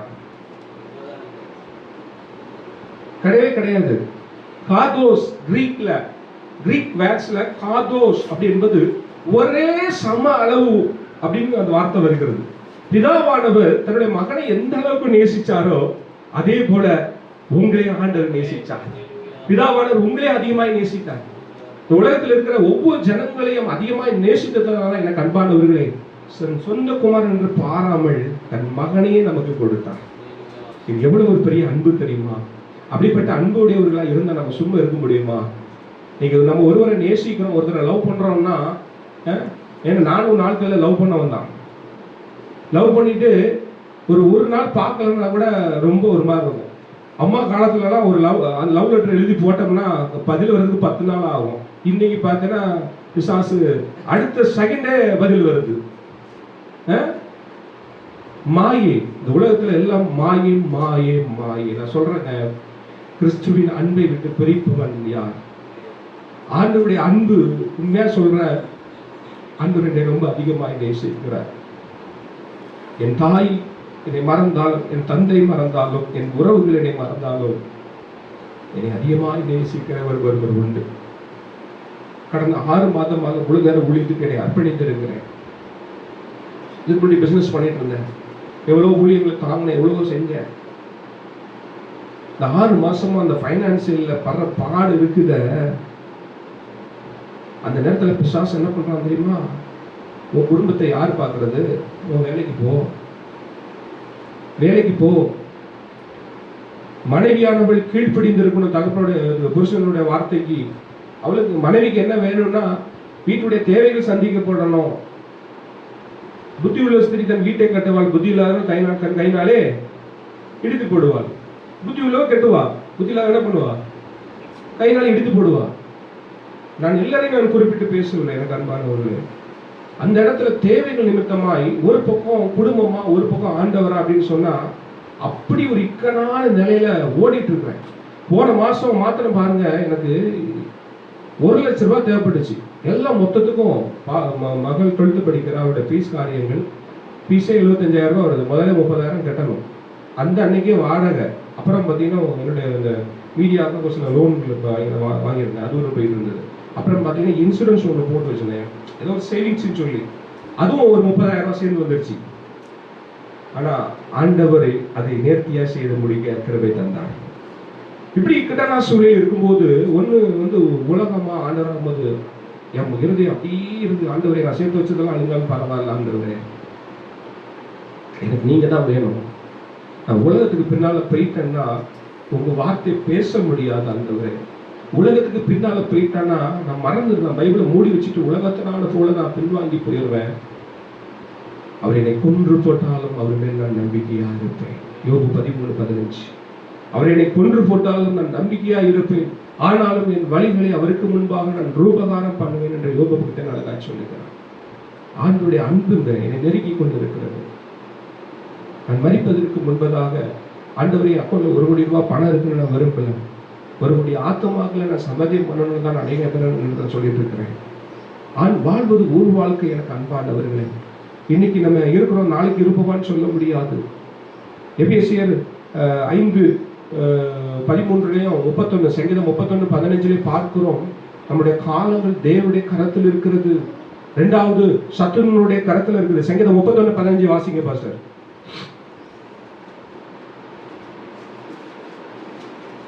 சங்கீதம் 31:15. காலங்கள் உமது கரத்தில் இருக்கிறது, என் சத்துருக்களின் கைக்கும் என்னை துன்பப்படுத்துறவர்களின் கைக்கும் என்னை தப்புவீங்க. பாருங்க, நல்ல கவனிங்க. இன்னைக்கு நம்முடைய நேரங்கள் காலங்கள் நம்முடைய படிப்புலையோ பணத்திலேயோ நம்முடைய பதவியிலையோ நம்முடைய அழகுலையோ நம்முடைய காலங்கள் கிடையாது. ஒன்று தேவ கரத்தில் இருக்கிறது, 2வது பிசாசுடைய கரத்தில் இருக்கிறது. ரொம்ப கவனமா இருக்க வேண்டும். திருப்பூர் மாவட்டத்தில் பாருங்க, அந்த ரித்தனியா அந்த மகளுடைய அந்த அந்த இறப்பை பார்க்கும்போது உண்மையில நேற்று கூட நான் அப்படியே யோசிச்சுட்டே வந்தேன். அகமதாபாத் பிளைட்ல அது ஒரு நீதிமான் இல்லையா? ஆண்டவர் சோதம் குமார பட்டணத்தை அழிகைன்னு சொல்லும் போது அதுல ஒரு நீதிமான் 50 35 30 25 10 ஒரு நீதிமான் நிமித்தமாய் ஆண்டவர் அந்த தேசத்தை என்ன பண்ணாரு? அழிச்சாரா அழிக்க மாட்டாரா?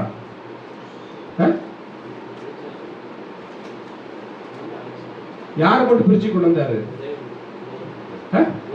லோத்தை மட்டும் ஆண்டவர் பிரிச்சு கொண்டு வந்தாரா?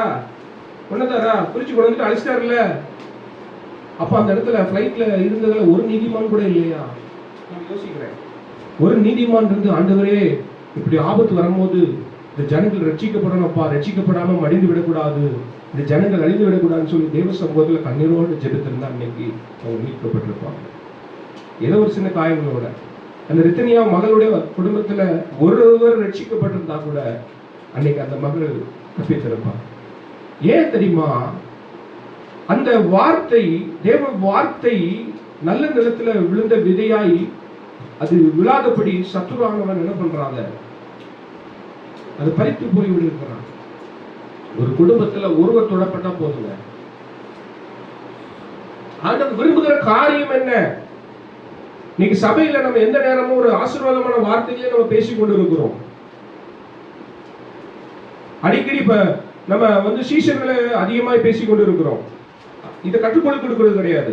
தூத்துக்குடி மாவட்டத்தில் போன மாதம் பாருங்க, ஒரு நல்ல தூத்துக்குடியில் பெரிய சபை, தைரியமாக பேசுவேன், யூடியூப்ல போன கூட நான் தலைமை போதகரா இருக்கிறாரு, நான் பேர் மட்டும் சொல்லல, தலைமை போதகரா இருக்கிறார் தூத்துக்குடியில. அவர் சபைக்கு நான் செய்தி கொடுக்க போனேன். அந்த சபை தான் என்ன, சபையில் இருக்கிற அங்கத்தினர் தான் என்னை ஆவிக்குரிய வாழ்க்கையில நடத்தினார்கள். ஒரு 25 வருஷத்துக்கு முன்பதாக நான் ஆட்டோ ஓட்டிட்டு இருந்தேன் தூத்துக்குடியில. அப்ப அவங்க என்ன, அங்க இருக்கிற ஒரு சீனியர், அவங்க ஒரு முதிர் வயதிருந்த ஒரு சகோதரியை நடத்தினார்கள். அப்ப அந்த சபையில நான் செய்தி கொடுக்க போனேன். அதெல்லாம் பாத்தீங்கன்னா 10 பேர் 15 பேர் வர்ஷிப் பண்றதுக்கு மேல ஃபுல்லா பாத்தீங்கன்னா இந்த கிரெயின் இந்த மாதிரி ஒரு கேமரா வச்சிருக்கிறாங்க. எல்லாம் பேசினேன். என்னை ஆவிக்குரிய இதில் வழி நடத்தின ஒரு 3 பேர் இருக்கிறாங்க. அது ஒருத்தர் இறந்துட்டாங்க, 2 பேர் இருக்கிறாங்க. அவங்களுக்கு ஒரு 80 வயசு இருக்கும். அவங்க நல்ல கவர்மெண்ட் ஜாப்ல இருக்கு. அவங்க அந்த ஆன்லைன்ல என்னுடைய செய்தியை கேட்கிறாங்க. அவங்க சொன்ன ஒரு வார்த்தை என்ன தெரியுமா? எத்தனையோ பிரசங்கத்தை நான் கேட்டிருக்கிறேன், எத்தனையோ இதை நான் பண்ணினேன், ஆனா உண்மையிலே சொல்றேன், இன்னைக்கு சபைக்கு என்ன வார்த்தையோ ஆண்டவர் நிமித்தமாய் பேசினார் என்று அன்னைக்கே சொன்னாங்க. இன்னைக்கு சபை தூங்கி கொண்டு இருக்கிறது, ஜனங்கள் தூங்கி கொண்டு இருக்கிறாங்க. அன்னைக்கு பாருங்க, அவருடைய எல்லா ப்ரோக்ராமையும் யூடியூப்ல போட்டாரு, என்னுடைய இது மட்டும் போடல. ஏன் தெரியுமா? ஏன் தெரியுமா? நான் சத்தியத்தை சத்தியமா பேசினேன். என்ன கேட்டேன் தெரியுமா? போன வாரம் உண்மையாவே இந்த சபையில இருக்கிறவங்க ஒருவருக்கு சுவிசேஷம் சொன்னேன்னு சொல்றவங்க கையை தூக்குங்கன்னு சொன்னேன். ஒருத்தருமே தூக்கல. பால்கனியில் இருக்கிறவங்க நேற்று இன்னைக்கு சுவிசேஷம், சாட்டர்டே சுவிசேஷம் சொன்னவங்க ஒருத்தர் கையை தூக்குங்கன்னு சொன்னவங்க எல்லாம் அப்படியே பேக்க பாக்குறாங்க. தேவன் இதை விரும்புவார்னு நினைக்கிறீங்களா?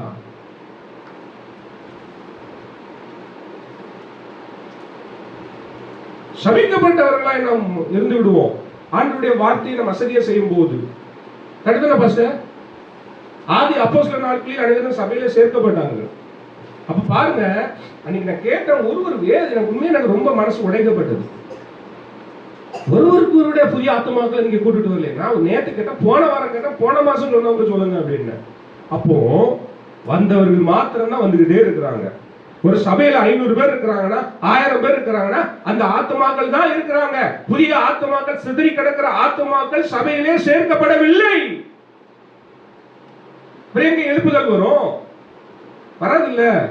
எழுப்புதல் வருமா ஐயா? நீங்க உங்க குடும்பத்தில் எத்தனை பேர் ரட்சிக்கப்படாம இருக்கிறாங்க? சகோதரி, உங்க குடும்பத்தில் எத்தனை பேர் ரட்சிக்கப்படாம இருக்கிறாங்க? கீர்த்தனா, உங்க வீட்டுல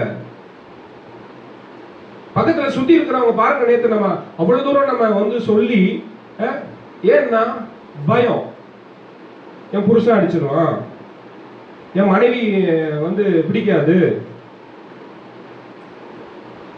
உலகத்தானுக்கு பயப்படுறோம், ஆண்டவருக்கு பயப்பட மாட்டேங்கிறோம், ஊழியக்காரன் சொல்ற வார்த்தைக்கு பயப்பட மாட்டேங்கிறோம். கண்டன பாஸ்டர் கேட்ட கூட கேட்ட, எனக்கு ஒன்றும் பிரச்சனை இல்லை. ஏன்னா ஆண்டவருடைய வார்த்தையை நம்ம கேட்கறது இல்லை. 1 நாளாகமம் 16:23 சொல்லுது, பூமியின் சகல குடிகளை கர்த்தரை பாடி என்ன பண்ணணுமா? நாளுக்கு நாள் அவருடைய ரட்சிப்பை சுவிசேஷமாய் அறிவியுங்கள். பாஸ்டர், நீங்க சபை ஆரம்பிக்க போறீங்க, ஆண்டவர் உங்களுக்கு திறனான ஆத்துமாக்களை கொடுக்க போறாரு.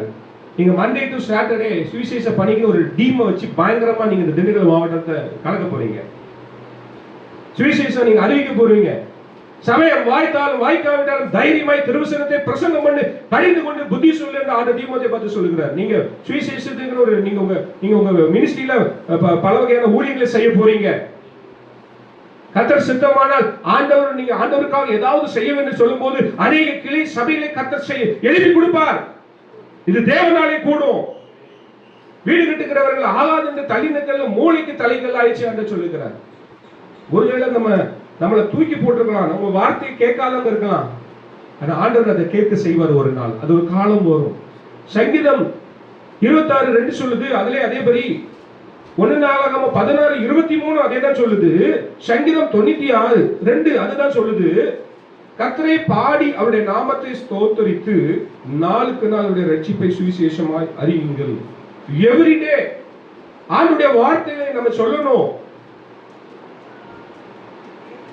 மத்தேயு 28 மத்தேயு 28 அதிகாரத்துல ஆண்டவர் சொன்னாரா நமக்கு, மத்தேயு 28:18 நீங்கள் புறப்பட்டு போய் சகல ஜாதிகளையும் சீஷராக்கி என் நாமத்தினாலே பிதா குமாரன் பரிசுத்த நாமத்தினாலே உங்களுக்கு ஞானஸ்நானம் கொடுத்து நான் உங்களுக்கு கட்டளையிட்ட யாவையும் அவர்கள் கைக்கொள்ளும்படி அவர்களுக்கு உபதேசம் பண்ணுங்கள், இதோ உலகத்தின் முடிவு பரியந்தம் சகல நாட்களிலும் உங்களுடனே கூட இருக்கிறேன் என்று ஆண்டவர் சொன்னார். ஆண்டவர் சொல்லுகிற வார்த்தை நம்ம புறப்பட்டு போன்னு சொல்லணும். இன்னைக்கு சபைக்கு ஒரு 10 ஆத்துமாக்கள் வந்துட்டா, ஒரு 50 ஆத்துமாக்கள் வந்துட்டா நம்ம அப்படியே முடங்கி உட்கார்ந்து இருந்தோம். அப்புறம் எங்க ரிவியூவல் வரும்? ஆண்டவர் இனி உங்களுடைய வாழ்க்கையில உங்களுடைய ஊழியத்திலே ஒரு வித்தியாசத்தை ஆண்டவர் விரும்புகிற ஒரு ஊழியமாய் ஆண்டவர் மாற்றப் போகிறார். இந்த வார்த்தை அடிக்கடி இந்த வார்த்தை நான் பேசிக் கொண்டிருக்கிறேன். அப்போஸ்தலர் 13:22 பார்க்கிறோம், தாவீதை குறித்து ஆண்டவர் அழகாய் சொல்கிறார், எனக்கு அன்பானவர்களே உங்களை பார்த்து ஆண்டவர் சாட்சி கொடுக்க வேண்டும். கீர்த்தனா, உன்னை குறித்து ஆண்டவர் சாட்சி கொடுக்க வேண்டும். வாலிப பிள்ளைகளுக்கு நீ தாய ஆண்டவருடைய ஆசீர்வதிக்க விரும்புகிறார். நீ பயப்படாத, உன் எதிர்காலத்தை குறித்து நீ பயப்படாத. உலகத்தில் இருக்கிறவனை காட்டிலும் என் ஆண்டவர் பெரியவர். நீ பயப்படாத. உன் வாழ்க்கை இப்படி இருக்க போறது கிடையாது. நீ எழும்பி பிரகாசி. ஏசாயா 60 சொல்லுது, நீ எழும்பி பிரகாசி. ஒலிக்கிற உன் ஒளியிடத்துக்கு ராஜாக்களும் ராணிகளும் நடந்து வருவார்கள். அண்ணா, நீங்க எழும்பி பிரகாசிங்க. ஆண்டவருக்காக ஏதாவது செய்யணும், நீங்க வாழுங்க. ஆண்டவருடைய வாழ்க்கையில் ஒரு புதிய காரியத்தை செய்வேன் என்று கர்த்தர் சொல்கிறார். நீ இப்போது இருக்கிறதை பார்க்கல முடிய 1000 மடங்கு ஆசீர்வதிப்பேன் என்று கர்த்தர் சொல்கிறார். ஆண்டவர் புறப்பட்டு போய் சகல ஜாதிகளை சீஷராக்கணும்னு சொல்றாரு. இன்னைக்கு என்னன்னா, ஏதோ ஒரு இடத்துல ஒரு சபையை கட்டிக்கிட்டு ஆடம்பரமான வாழ்க்கையை வாழ்ந்து கொண்டு இன்னைக்கு நிறைய பேர் வாழ்ந்து கொண்டு இருக்கிறோம். நீங்க நிறைய இடங்கள்ல சபை வளர்ந்துச்சுன்னா பாருங்க, ஆடி காரு, BMW காரு, ஒரு கார் நமக்கு தேவைன்னா ஒரு கார் வேணும், ஒரு பைக் வேணும். நீங்க எவ்வளவு ஊழியர்களை பார்க்கிறோம் இல்லையா? நம்ம பின்னால திரும்பி பார்க்கிறோம் இல்லையா? நினைச்சு பாருங்க.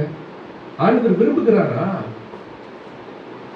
ஆண்டவர் வெறுமையா இருந்தார். அவர் ஐஸ்வர்யவானா இருந்தாலும் நம்ம ஐஸ்வர்யவானா ஆகணும்னு சொல்லிட்டு தரித்திரியமாயிடும். ஆண்டவர் உண்மையா நம்மளை ஆசீர்வதிப்பாரு. நான் ஆசீர்வதிக்காம மாட்டாருன்னு நான் சொல்லல. என்ன வேணும்?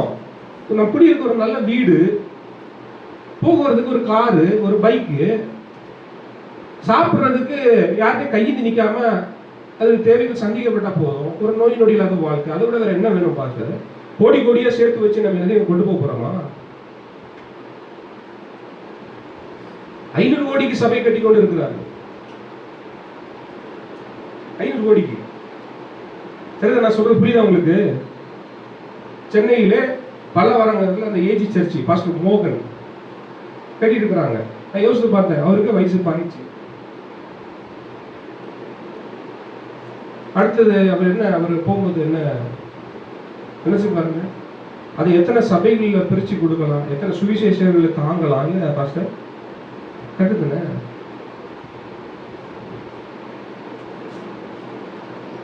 யாக்கோபு 1:23 பார்க்கிறோம்.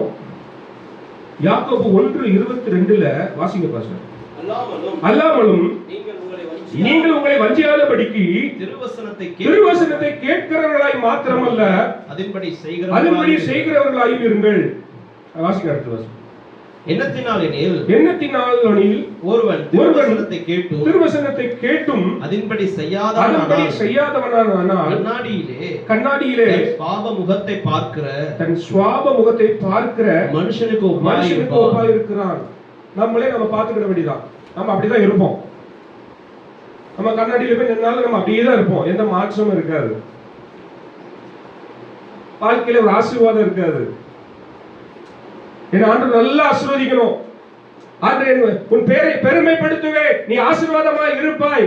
அந்த வார்த்தையின்படி நீ ஆசீர்வதிக்கணும். எப்படி ஆசீர்வதிப்பாரு? நீ ஆண்டவருக்கு பிரியமா இருந்தா தான் ஆண்டவர் ஆசீர்வதிப்பாரு. கரெக்ட். அப்போஸ்தலர் 13:20 தாவீதை குறித்து ஆண்டவர் சொல்கிறார், தாவீதின் இருதயத்துக்கு ஏற்றவனாக கண்டே அவன் எனக்கு சித்தமானவைகளை அவன் செய்வான் என்று அவனை குறித்து கர்த்தர் சாட்சி கொடுத்திருக்கிறார். ஆண்டவர் நம்மளை குறித்து, நம்ம ஒவ்வொருவரையும் குறித்து ஆண்டவர் சாட்சி கொடுக்கிறவர்களாக நம்ம மாறணும். ஒரு மனிதன் உங்களை குறித்து பெருமை பாராட்டக்கூடாது. கடைசி நாட்கள்ல அனைவருடைய அன்பு தணிந்து போய்விடும். மத்தேயு 24 12 அக்கிரம் மிகுதி ஆபத்தினால் அனைவருடைய அன்பு தணிந்து போகும். நம்ம போய் சொல்லவே முடியாது, எரிச்சல் உண்டாயிரும், பைபிளை தூக்கிட்டு வருவான், அடிப்பான், கிழிப்பான், சுவிசேஷம் சொல்ல முடியாத ஒரு சூழ்நிலை மாறிடும். இனி இருக்கிற நாட்கள்ல நெருங்கவே முடியாது, அன்பு இல்லாம போயிடும். ஆண்டவர் சமூகத்துல நிலைச்சு நிக்கணும். 24 மத்திய 24:14 சொல்லுது, ராஜ்யத்தினுடைய இந்த சுவிசேஷம் பூலோகம் எங்கும் உள்ள சகல ஜாதிகளுக்கும் சாட்சியாக பிரசங்கிக்கப்படும். அப்பதான் முடிவு வரும். நல்ல கவனிங்க, இந்த வார்த்தையை நீங்கள் வைத்து ஜெபிக்கணும். இந்த வார்த்தை நான் சொல்லக்கூடிய ஒவ்வொரு வார்த்தைகளும் கேட்பாங்க. எப்ப எழுப்புதல் வரும், ரெவிவல் வரும். நிறைய பேர் கேட்டாங்க, கிறிஸ்தவம் அழிய போகுது 2000-லே, கிறிஸ்தவம் இந்த வருஷத்துல அழிய போகுது. அது அழியாது. எப்ப முடிவு வரும் தெரியுமா? இல்லைன்னா பாடுகளுக்குள்ளதான் நம்ம வாழணும். மத்திய 24:14 சொல்லுது, ராஜ்யத்தினுடைய இந்த சுவிசேஷம் பூலோகம் எங்கும் உள்ள, நல்ல கவனிங்க, பூலோகம் எங்கும் உலகத்தில் இருக்கிற எல்லா ஜனங்களுக்கும் சகல ஜாதிகளுக்கும் பிரசங்கிக்கப்பட வேண்டும். அப்போதான் முடிவு வரும் என்று வேதம் சொல்லுது, நான் சொல்லல. கரெக்டா பாஸ்டர்? எவ்வளவு சீக்கிரமா நம்ம ஆண்டவருடைய வார்த்தையை விதைக்கிறோமோ கொஞ்சம் கஷ்டமா, விதைச்சிட்டோம்னா நம்ம ஒரு பெரிய அறுவடையை நம்ம காண்போம். அப்ப நம்ம என்ன பண்ணுவோம்னா, ஆண்டருக்காக ஆண்டருடைய வேலையை நீங்க செய்யும் போது உங்க குடும்பத்தை குறிச்சு நீங்க கவலைப்பட தேவையில்லை, உங்க பிள்ளைகளுடைய படிப்பு காரியங்களை குறிச்சு கவலைப்பட தேவையில்லை, அடுத்த உங்களுடைய அன்றாட தேவைகளுக்காக நீங்க கவலைப்பட தேவையில்லை. ஆண்டவர் உங்களை விருத்தி அடைய செய்வார். 2 சாமுவேல்ல பார்க்கிறோம் 5ஆம் அதிகாரம் 10ஆம் வசனத்துல ஆண்டவர் என்ன பண்ணாரா, தாவீதை நாளுக்கு நாள் விருத்தி அடைய செய்தாராம். ஏன் தெரியுமா? சேனைகளின் தேவனாய் கர்த்தர் அவனோடு கூட இருந்தார். நித்தமும் ஆண்டவர் நம்மளோடு கூட இருக்கும்போது, ஆண்டவர் நம்ம நித்தமும் நம்மளோடு கூட இருக்கும்போது, நாம் அவரோடு கூட இருக்கும்போது நாம் என்ன பண்றோமா? விருத்தி அடைகிறவர்களா இருக்கிறோமா? தாவீது நாளுக்கு நாள் விருத்தி அடைந்தான். சேனைகளின் தேவனாய் கர்த்தர் அவனோடு கூட இருந்தார். ஏன் தெரியுமா? தாவீது அனுதினமும் ஆண்டவரோடு கூட நெருங்கி ஒரு உறவை வளர்த்து கொண்டான் என்று பார்க்கிறோம். ஆண்டவரோடு கூட அவன் அனுதினம் இருக்கும்போது ஆண்டவர் என்ன பண்ணாரா? அவனை ஒவ்வொரு நாளும் விருத்தி அடைபடியாய் செய்தாராம். ஈசாக்கு, ஏசாயா 51:2 பார்க்கிறோம் ஈசாக்கை குறித்து. பஞ்ச காலத்திலும் கூட ஆண்டவர் அவனை ஆசீர்வதித்தார் இல்லையா? தேசத்துல பஞ்சம் இருக்கும்போது கூட ஈசாக்கு ஆண்டவர் என்ன பண்ணாரு? வர வர விருத்தி அடைந்தான் என்று பார்க்கிறோம். மகா பெரியவனான என்று பார்க்கிறோம். ஆதியாகமம் 26:13. ஆதியாகமம் 30:43 பார்க்கிறோம். யாக்கோபை குறித்து பார்க்கிறோம். யாக்கோபு மிகவும் என்ன பண்ணானா? விருத்தி அடைந்தான் என்று பார்க்கிறோம். ஏன் தெரியுமா? அவங்க ஆண்டவரோட இருந்ததுனால. அப்ப நம்ம ஆண்டவரோட கூட இருக்கும்போது நம்மளுடைய நாளை தினத்தை குறித்து நம்ம கவலைப்பட தேவையில்லை. சோதனைகள் வரும், சோதனைகளை சகிக்கிற மனிதன் பாக்கியவான். சோதனைகள் வரும். சகரியா 4:6 சொல்லுது, பலத்தினாலும் அல்ல பராக்கிரமத்தினாலும் அல்ல என் ஆவியினாலேயே ஆகும் என்று சொல்லு. மாம்ச பலவீனம் தான், ஆனா நம்ம ஜெயிக்க முடியலையா? அவருடைய வார்த்தையினால ஜெயிக்க முடியலையா? ஆண்டவர் உங்களை விருத்தி அடைய செய்கிற தேவனா இருக்கிறார். நம்ம ஒவ்வொருவரையும் ஆண்டவர் தெரிந்து கொண்டதுக்கு என்ன நோக்கம் தெரியுமா? லூக்கா 4:18 பார்க்கிறோம், கர்த்தருடைய ஆவியானவர் என் மேல் இருக்கிறார், தரித்திரருக்கு சுவிசேஷத்தை பிரசங்கிக்கும்படி என்னை அபிஷேகம் பண்ணினார், இருதயம் நறுங்குண்டவர்களை குணமாக்கவும், சிறைப்பட்டவர்களுக்கு விடுதலையையும், குருடருக்கு பார்வையும் பிரசித்தப்படுத்தவும், நொறுங்குண்டவர்களை விடுதலையாக்கவும், கர்த்தருடைய அனுக்கிற வருஷத்தை பிரசித்திப்படுத்தவும் என்னை அனுப்பினார் என்று பார்க்கிறோம். லூக்கா 4:18-19. ஆண்டவருடைய வார்த்தைக்கு நீங்கள் கீழ்ப்படியணும். ஆண்டவருடைய வார்த்தைக்கு கீழ்ப்படியும் போது ஆபிரகாமை போல கர்த்தர் உங்களை ஆசீர்வதிப்பார். ஆபிரகாம் ஆண்டவருடைய வார்த்தைக்கு கீழ்ப்படிந்தான். ஆதியாகமம் 22:3 பார்க்கிறோம், ஆபிரகாம் அதிகாலையில் எழுந்து தன் கழுதையின் மேல் சேணம் கட்டி தன் வேலைக்காரர் 2 பேரையும் தகன பலியிடுவதற்கு வேண்டிய கட்டைகளை பிளந்து கொண்டு ஆட்டுக்குட்டியாய் ஈசாக்கை எடுத்து மொரியா தேசத்திற்கு போனார் என்று பார்க்கிறோம். ஆதியாகமம் 28:22-18 பார்க்கிறோம், ஆண்டவருடைய வார்த்தைக்கு நீ கீழ்ப்படிந்தில்ல, உன்னை நான் ஆசீர்வதிப்பேன், உன் சந்ததியை வானத்து நட்சத்திரங்களை போலவும் கடற்கரை மணலை போலவும் பெருகவே பெருக பண்ணுவேன் என்று ஆதியாகமம் 22:17 பார்க்கிறோம். 18 நீ என் சொல்லுக்கு கீழ்ப்படிந்தபடினாலே உன் சந்ததிக்குள் பூமியில் உள்ள சகல ஜாதிகளும் ஆசீர்வதிக்கப்படும் என்று என் பேரில் ஆணையிட்டேன் என்று ஆண்டவர் சொல்கிறார். அதே போல ஆண்டுடைய வார்த்தைக்கு கீழ்ப்படியணும். ஆண்டு நம்மளை ஆசீர்வதிப்பார். பேதுருடைய வாழ்க்கையிலே ஆண்டு பல காரியங்களை செய்தார். ராவு முழுதும் நான் பிரயாசப்பட்டு ஒண்ணுமே நான் மீன் பிடிக்கல. ஆனா திருப்பி ஆண்டோடைய சொல்றாரு, நீ போய் வலைய போடுன்னு. நம்ம என்ன சொல்லுவோம் தெரியுமா? ஏயா நான் நைட்டு ஃபுல்லா போட்டேன், எதுவுமே எனக்கு மாட்டல. நம்ம அடுத்த கேள்வி கேட்போம்ல. ஆபிரகாம் ஈசாக்க பலியிடும் போது நம்ம கேட்போம், நேரம் கேட்டிருக்கேன் சார், அதனால இல்லை என்ன லூசா என்ன பைத்தியமா அப்படின்னா கேள்வி மற்றவங்க என்ன கேட்டிருக்காங்க. அது உண்மையான பாஸ்டர். அன்று கீழ்ப்படிந்ததுனால ஒரு வார்த்தை தெரியும். ஆண்டவர் நம்ம என்ன அப்படிப்பட்ட தேவனா? கொடுமைப்படுத்துற தேவனா? கீழ்ப்படியும் போது ஆண்டவர் வானத்து நட்சத்திரங்களை போல ஆண்டவர் நம்மளை ஆசீர்வதிக்கிற தேவனா இருக்கார். ஆண்டவர் நமக்கு அதிகாரம் கொடுத்திருக்கிறார். எனக்கு பயம், சுவிசேஷம் சொல்றதுக்கு பயம், வெக்கம், பேசுறதுக்கு வெக்கம். பாஸ்டர் முடிச்சிடலாமா? 1 மணிக்கு முடிச்சிடலாமா? 1 மணிக்கு முடிச்சிருந்தேன், சரியா? என் நடந்த சாட்சி நான் சொல்லுகிறேன். உங்களுக்கு ரொம்ப ஊழியத்துக்கு இனி வருகிற நாட்களில ஊழியம் செய்வதற்கு அது ஏதுவா இருக்கும். நீ எழும்புமா, ஆண்டவருக்காக நீ ஊழியம் செய்யுமா, ஆண்டவருக்காக ஊழியம் செய். பக்தி வைராக்கியம் உள்ளவா நீ, ஆண்டவருக்காக ஊழியம் செய். பின்னால் இருக்கிற காரியத்தை குறித்து நீ பயப்படாத. ஏதோ ஒரு சிறிய கூட்டத்தில் சிறிய ஒரு எளிய பரம்பரையில் நீ வாழ்ந்தவளா இருக்கலாம். நீ ஆண்டவருக்காக எழும்பி பாரு. கர்த்தர் உன் வாழ்க்கையில காய்ந்து போயிருக்கிற உன் வாழ்க்கையில பசுமையான ஒரு வாழ்க்கை அந்த கொடுக்க விரும்புகிறார். உன்னை அற்பமாய் பார்க்கிற சில உறவுகள் உன் காலடியில் விழும்படியா என்று செய்வார். நடந்த ஒரு சிறு சாட்சி நான் சொல்லிட்டு நான் முடிக்க விரும்புகிறேன். நிறைய இருக்கு, வார்த்தைகள் இருக்குது. நான் ஒரு நாள் சென்னையிலேருந்து மவுண்டுக்கு ட்ரெயினில் போயிட்டு இருக்கிறேன். அது என்ன, தாம்பரம் மீட்டிங் போகணும். அப்போ நான் அவருடைய வண்டியை சென்ட் தாமஸ் மவுண்ட் ஸ்டேஷனில் போட்டு ட்ரெயினில் போகலான்னு சொல்லி எனக்கு உணர்த்தப்பட்டேன். அன்றைக்கி நான் ட்ரெயினில் ஏறிட்டேன். இது நடந்த உண்மை சம்பவம் எனக்கு அன்பானவர்களே. அந்த ட்ரெயினில் நான் அந்த லோக்கல் ட்ரெயினில் ஏறிட்டு நான் அப்படி போயிட்டுருக்கிறேன். போயிட்டுருக்கும்போது இப்படி எதிரில் ஒரு மகா இருக்கிறான், ஒரு வாலிப மகள். அந்த இடத்துல நின்று கவலையோடு கூட நின்று இருக்கும்போது கருத்து சொல்றாரு, இந்த இடத்துல போய் இந்த மகளுக்கு நீ சுவிசேஷம் சொல்லு அப்படின்னு சொல்றான். அன்று சொல்றாரு. நான் உடனே ஜோம் பண்றேன். ஆண்டவரே உங்களுக்கு சித்தம் பண்ணா நான் சுவிசேஷம் சொல்றேன்னு சொல்றேன். அதுக்குள்ள ஜோம் பண்ணுறதுக்குள்ள கண்ணு முடிச்சு பார்க்குறேன். அவங்க அடுத்த ஸ்டேஷன்ல இறங்கிட்டாங்க. என்னடா அது இறங்கிட்டாங்களே, இது மனசு பிரமையா இருக்குமோ? நம்ம நடப்போம்ல. அப்போ நான் உடனே ஜோம் பண்ணிட்டு, என் விசுவாசம் பாருங்க, நான் அவங்க பல்லவரத்தில் இறங்கிட்டாங்க, நான் அடுத்தது குரோம்பேட்டில் இறங்குறேன். என் விசுவாசம் உங்களுக்கு சித்தம் பண்ணால் ரிட்டர்ன் நான் போகிறேன். அடுத்த ஸ்டேஷனில் இறங்கி நான் திருப்பி ட்ரெயின் வர வரைக்கும் காத்திருக்கணும். 20 நிமிஷம் ஆகுது இந்த டைமிங். 20 நிமிஷம் கழிச்சு நான் இறங்கினா அந்த லேடி இருக்குமா ஸ்டேஷனில்? இருக்க மாட்டாங்க. எனக்கு விசுவாசம் பாருங்க. இறங்கிட்டேன். இப்போ பிரமையாக இருக்கும். இல்லை ஆண்டவரை நீங்கள் உணர்த்தினீங்கன்னா அது கரெக்டாக தான் இருக்கும் அப்படின்ட்டு இறங்கிட்டு 20 நிமிஷம் 25 நிமிஷம் ஆகுது. நான் திருப்பி ரிட்டர்ன் வரேன். அந்த ஸ்டேஷனில் இறங்கி திருப்பி பார்க்குறேன், அந்த லேடியை காணோம். கீர்த்தனாவை போல இன்னொரு மகா 2 பேர், பிங்கி குமுதா. எனக்கு அந்த மைண்டில் அந்த பேர் மெமரி ஆயிடுச்சு. பிங்கி குமுதா பிள்ளைங்க. அப்படி இறங்கி பார்த்தா 2 வாலிப பிள்ளைங்க, பிங்கி குமுதா. அந்த பிள்ளைங்க ஒரு மகா உட்காந்துருக்கா, அவன் மடியில் ஒரு பிள்ளை உட்காந்து அழுதுட்டு இருக்குது. ஆகவே நான் சொல்றாரு, இதுக்கு தான் நான் உன்னை இறங்க சொன்னேன். அமைச்சது வேற ஒரு நபர்.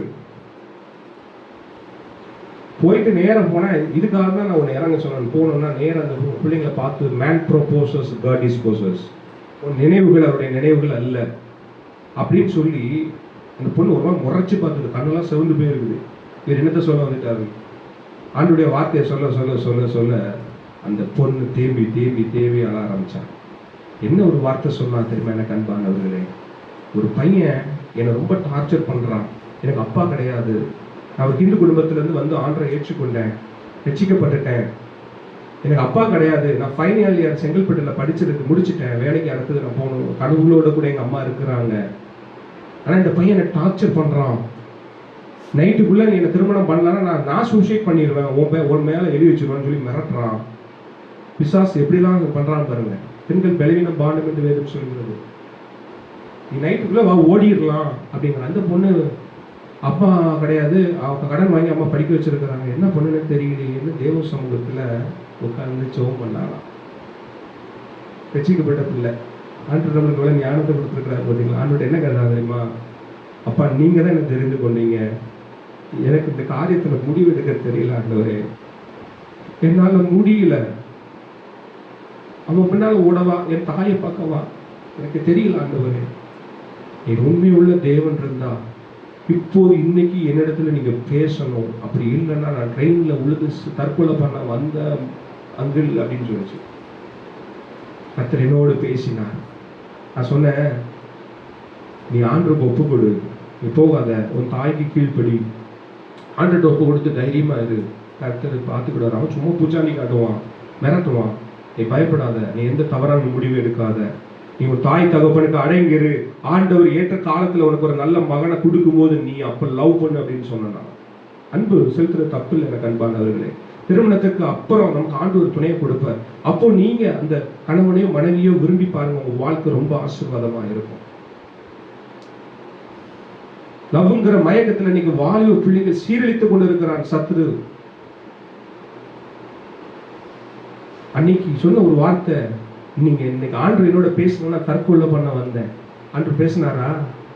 அன்னைக்கு ஆண்டுடைய வார்த்தைக்கு நான் கீழ்ப்பிடிஞ்சனா? சொல்லுங்க பிரதர். எங்க வீட்டுல சொன்னா என்ன லூசான்னு கேப்பா, பைத்தியமா, தெரியாத ஒரு பிள்ளைகிட்ட போய் நீ பேசணும்னா பைத்தியமான்னு தான் சொல்லுவோம். நான் பயப்பட மாட்டேன். ஆண்டு சொல்லும் போது யார் எப்படிப்பட்டா இருந்தாலும், மேல்மருத்துவருக்கு போயிட்டு இருக்கும் போது நேற்று சொன்னார்ல செந்தில் பிரதர், அவருதான் அந்த பைக்ல போயிட்டு இருக்கும் போது நல்ல ஒரு பூசாரி இருக்கிறாரு, பார்க்கறதுக்கு ஒரு மாதிரி இருக்கிறாரு. போய் அவர்கிட்ட போய் நான் தைரியமா சொன்னேன், இந்த உலகத்தில் இருக்கிறவனை காட்டிலும் ஆண்டவர் பெரியவர். உன் அங்கலாய்ப்ப கல்லும் மண்ணும் மரமும் அது கேட்காது. அதுகிட்ட போய் நீ உன் காரியத்தை சொன்னீங்கன்னா அது எப்படி கேட்கும்? கண்டுதானமா? அப்போ அங்க போய் ஆண்டுடைய வார்த்தைக்கு கீழ்ப்படிஞ்சு சொல்லிட்டு நீங்க பூசாரியா இருக்கிறீங்க, பக்தி வைரக்கம்பலம் சொல்லிட்டு சமயம் வாய்த்தாலும் வாய்க்காலும் தைரியமா நம்ம சொல்ல வேண்டிய கடமை, நம்ம மேல விழுந்த கடமை. ஆண்டவர் இதை சொல்றாரு, இதோ சர்ப்பங்களையும் தேள்களையும் மிதிக்க நான் உங்களுக்கு அதிகாரம் கொடுத்திருக்கிறேன், ஒன்றும் உங்களை சேதப்படுத்த மாட்டாதுன்னு ஆண்டவர் சொல்றாரு. லூக்கா 10:19 பார்க்கிறோம். இதோ சர்ப்பங்களையும் தேள்களையும் மிதிக்கவும் சத்துருவினுடைய சகல வல்லமையும் மேற்கொள்ளவும் உங்களுக்கு அதிகாரம் கொடுக்கிறேன், ஒன்றும் உங்களை சேதப்படுத்த மாட்டாது என்று ஆண்டவருடைய வார்த்தை சொல்கிறது. பயப்படக்கூடாது. சர்ப்பங்களையும் தேள்களையும் மிதிக்க ஆண்டவர் உனக்கு அதிகாரம் கொடுத்திருக்கிறார். சகல வல்லமை மேற்கொள்ளும்படியான விசுவாசங்களை, அசுத்த ஆவிகளை துரத்தும்படியான ஒரு வல்லமை கர்த்தர் உனக்கு கொடுத்திருக்கிறார். நீ பயப்பட தேவையில்லை, ஒன்று உன்னை சேதப்படுத்த மாட்டாது என்று ஆண்டவர் சொல்லுகிறார். ஆண்டவருடைய வார்த்தை விலை மதிக்க முடியாத வார்த்தை. ஆண்டவர் நம்ம மேல எப்பவுமே நினைவா இருக்கிறார் தெரியுமா? என் பிள்ளை இதை செய்ய மாட்டானா, என் பிள்ளை இந்த காரியத்தை சொல்ல மாட்டானே, இவனுக்கு போய் சுவிசேஷம் அறிவிக்க மாட்டானா. நீங்க எத்தனையோ குடும்பங்கள் அழிந்து கொண்டு இருக்குது, எத்தனையோ வாலிப பிள்ளைகள் அழிந்து கொண்டு இருக்கிறாங்களே, எத்தனையோ பிரஜாதி ஜனங்கள் அழிந்து கொண்டு இருக்கிறாங்களே, எத்தனையோ ஆத்த மக்கள் தற்கொலை பண்ணிட்டு இருக்கிறாங்களே. ஆண்டவர் உன் மேல் நினைவா இருக்கிறார். ஆண்டவருடைய வார்த்தை சொல்லுது, சங்கீதம் 40:17 சொல்லுது, நான் சிறுமையும் எளிமையும் ஆனவன், கர்த்தரோ என் மேல் நினைவா இருக்கிறார். ஆண்டவர் நம்ம மேல நினைவா இருக்கிற தேவனா இருக்கிறார். நீங்க தவறா நினைக்க வேண்டாம். இல்ல 500 பேர் இருந்தாலும் 5000 பேர் இருந்தாலும் நான் இப்படிதான் பேசுவேன். நிறைய பேர் 5000 பேரும் 10,000 பேர் இருந்தா ஒரு ஸ்டேஜ்ல ஒரு அதிகாரமா பேசுவாங்க. ஒரு 2 பேர் 3 பேர் இருந்தா வார்த்தை வராது. பாத்திருக்கீங்களா? இந்த இடத்துல ஒரு 5000 பேர் உட்கார்ந்து இருக்காங்க அப்படி நினைச்சதுதான் நான் பேசிக்கிட்டு இருக்கிறேன். ஆண்டவர் உங்களை பலப்படுத்தி கொண்டு இருக்கிறார். நம்ம ஒவ்வொருவரையும் ஆண்டவர் உங்களை ஆயத்தப்படுத்தி கொண்டு இருக்கிறார். சபைக்கு ஆண்டவர் சொல்றாரு, ஆண்டவர் உங்களுக்கு ஆயத்தப்படுத்தி நீ வருகிற ஜனங்களை விழித்துக் கொள்ளும்படியான வார்த்தைகளை கொடுக்கும்படியாக ஆண்டவர் உங்களை பலப்படுத்துகிறார். ஒரு புதிய அபிஷேகத்தினால் உங்களை ஆண்டவர் நீ வர்ஷிக்க பண்ணுவார். ஆண்டவர் நம்ம அப்படிப்பட்ட தேவனை நம்ம ஆராதிக்கிறோம். அப்போ அந்த வார்த்தை, அவருடைய வார்த்தைகளை விதையை நம்ம விதைக்கிறவர்களா இருக்கணும். அனுதினமும் ஆண்டவர் சொன்னது போல நம்ம புறப்பட்டு போய் சொல்லணும். ஏதோ ஒரு 10 பேர் வந்தா திருப்தி கொள்ளக்கூடாது, ஏதோ ஒரு 50 பேர் வந்தா திருப்தி கொள்ளக்கூடாது, ஏதோ ஒரு 500 பேர் வந்தா திருப்தி கொள்ளக்கூடாது. நான் சொல்றேன், இங்க ஊழியத்துல மட்டும் திருப்தி கொள்ளவே கூடாது. எனக்கு இது போதும் ஆண்டவரே. நான் ஆண்டவர்கிட்ட கேட்கிற ஒரே ஒரு ஆசை என்னன்னா, ஆத்துமாக்களை கொடுங்க. 1 கோடி இல்ல, 7 கோடி ஆத்துமாக்களை கொடுங்க, 70 கோடி ஆத்துமாக்களை கொடுங்க. எனக்கு வேணும் ஆண்டவரே, எனக்கு ஆத்துமாக்கள் மாத்திரம் தான் எனக்கு வேணும். நான் ரொம்ப வெறுத்து வாழ்க்கையை வெறுத்து வாழ்ந்திருக்கிறேன். பணத்தை கண்டா வாம்பிட்டு வருது, எனக்கு பணத்தை கண்டா பிடிக்கல, வெறுப்பா இருக்குது, எனக்கு வாழவே பிடிக்கல. எனக்கு மோசமான உலகத்துல வாழ்ந்து கொண்டு இருக்கிறோமே. பணம் இருந்தா ஒரு அன்பு, பணம் இல்லைன்னா ஒரு விதமான அன்பு. வெறுப்பா இருக்குது, வாழ்க்கையை வாழ்றதுக்கு எனக்கு பிடிக்கல. எங்க அம்மா கிட்ட எத்தனையோ முறை நான் கேட்டிருக்கிறேன். 6 பொண்ணுக்கு நான் ஒரு பையன் பிரதர். நான் என் வீட்டுல எங்க அம்மா கிட்ட நான் சொல்லியிருக்கேன், நீங்க என்ன சாகடிச்சிருக்கிறாங்கல்ல, நான் என்னத்துக்கு பிறக்கணும், ஏன் என்ன சாகடிச்சிருக்கிறாங்கல்ல, ஆண்டவரிடத்துல கேட்டிருக்கிறேன். ஏன் இந்த பரிசுத்த வேதாகமத்தை எனக்கு கொடுத்தீங்க ஆண்டவரே, இந்த வேதாகமத்தை கொடுத்துட்டீங்களே, இதுக்கு நான் தகுதியான பாத்திரம் அல்ல, என்ன நம்பி இந்த வார்த்தையை கொடுத்துட்டீங்களா ஆண்டவரே, எதுக்காக என்ன கொடுத்தீங்க? எங்க குடும்பத்துல யாருமே ஊழியக்காரங்க கிடையாது, எல்லாம் ஃபாதர் ஃபேமிலி, ஆர்சி ஃபேமிலி. என்ன மாத்திரம் நம்பி இந்த வார்த்தையை எனக்கு கொடுத்திருக்கீங்களா ஆண்டவரே, எதுக்கு ஆண்டவரே இந்த வார்த்தை எதுக்கு எனக்கு கொடுத்தீங்க? ஆண்டவர் சொல்லுகிறார், சிறுமையும் எளிமையுமான உன்னை ஆண்டு தெரிந்து கொண்டு இருக்கிறார், உன்மே நினைவாக இருக்கிறார். என் பிள்ளை நம்பி இதை சொல்லுவான், என் பிள்ளை நம்பி தைரியமா போய் ஜனங்கள் மத்தியில என்னை பத்தி பேசுவான் அப்படின்னு சொல்லி நம்பி ஆண்டு கொடுத்ததுனால தான் தைரியமா நான் சொல்றேன். சுவிசேஷம் சொல்ல ஆரம்பம் போயிட்டேன்னா எனக்கு ரொம்ப சந்தோஷமா இருக்கும். எனக்கு கொடுங்க ஆண்டவரே, ஆத்துமாக்களை கொடுங்க அப்பா. அடைக்கப்பட்ட குருவியை போல நான் இருக்கக்கூடாது. பிசாசை அடைத்து வைக்க பாக்குறான். சிங்கத்தை கூண்டுக்குள்ள வச்சு அடைச்சு வச்சுட்டா சும்மா இருக்குமா? அது ஆண்டவருக்காக நம்ம எழும்பணும். ஆண்டவர் பக்தி வைராக்கியம் உள்ளவனை கர்த்தர் தமக்காக தெரிந்து கொண்டார் என்று வேதம் சொல்கிறது. ஒப்பு கொடுக்கலாமா? ஒப்பு கொடுங்க, உங்க இருதயத்துல ஒப்பு கொடுங்க. ஆண்டவரே, ஆண்டவரே, எழுந்துருங்க, முடிச்சிடலாம். ஆண்டவரே, நான் ஒப்பு கொடுக்கிறேன்ப்பா. ஆண்டவரே, நீங்க எனக்கு நல்ல சுகத்தை கொடுத்திருக்கிறீங்க, நல்ல கைகால் பலன்னு கொடுத்திருக்கிறீங்கப்பா, நல்ல அழகை கொடுத்திருக்கிறீங்க, நல்ல உடுத்த உடைய கொடுத்திருக்கிறீங்க, கை கால எனக்கு நல்லா கொடுத்திருக்கிறீங்க. ஆண்டவரே, இன்னும் நான் சும்மா இருக்க கூடாதப்பா. 2 வீராங்கனைகள் இந்த இடத்துல இருக்கிறீங்க, நான் விசுவாசிக்கிறேன். உங்க பேர் என்னமா? அனிதாவும் கீர்த்தனாவும் 2 வீராங்கனைகள் இருக்கிறீங்க, நான் விசுவாசிக்கிறேன். இந்த 2 பிள்ளைகளும் அநேக வாலிப பிள்ளைகளை நீங்க ஆண்டவருக்காக நீங்க எழுப்பலாம். நீங்க ஒப்பு கொடுங்க ஆண்டவரே, ஒப்பு கொடுங்க. ஆண்டவரே, நான் உங்களுக்காக ஏதாவது செய்யணும்ப்பா. நீங்க ஒப்பு கொடுங்க, கண்ணை என்ன பார்க்காதீங்க. ஒப்பு கொடுத்து, ஆண்டவரே, உங்களுக்காக நான் ஏதாவது செய்ய விரும்புறேன்ப்பா. வாழ்றது ஒரு வாழ்க்கை, ஏதோ ஒரு சுயநலமான வாழ்க்கையை நான் வாழ்ந்து முடிப்பதற்காக அல்ல. இந்த பூமியில நிலையில்லாத இந்த பூமியில என் வாழ்க்கையை நான் முடிக்க விரும்பல. சொல்லுங்க, ஒப்பு கொடுங்க. ஒப்பு கொடுக்கும் போதே உங்க மேல ஆண்டவர் அப்படிப்பட்ட ஒரு அபிஷேகத்தை ஆண்டவர் ஊற்றுகிறார். அப்படிப்பட்ட ஒரு அபிஷேகத்தை கீர்த்தனை மேலையும் ஆண்டவர் உங்க மேலே ஊற்றுகிறார். சொல்லுங்க, ஒப்பு கொடுங்க. வாயை விரிவாய் தர, வாயை விரிவாய் தரன்னு சொல்லுகிறார். நீங்க ஒப்பு கொடுக்கும் போது, ஆண்டவரே, வாழ்வது ஒரு வாழ்க்கை ஆண்டவரே, ஏதோ இந்த வார்த்தையை இந்த காதல வாங்கி ஆண்டவரே இந்த வீட்டை விட்டு நான் கடந்து சபையை விட்டு கடந்து போகணும் அப்படி மறந்துடக்கூடாது. ஆண்டவரே, இருதயமான பலகையை எழுதி வைத்துக் கொள்ள எனக்கு உதவி செய்யுங்க. சொல்லுங்க, ஒப்பு கொடுங்க. ஆண்டவரே, ஏதாவது பண்ணணும்ப்பா. ஆண்டவர் சொல்றாரு, இது எப்படி என்னால முடியும்? நான் பலவீனமானவா, என்னால எப்படி இந்த வார்த்தையை நான் சுமந்து சொல்ல முடியும் நினைக்கிறேன்?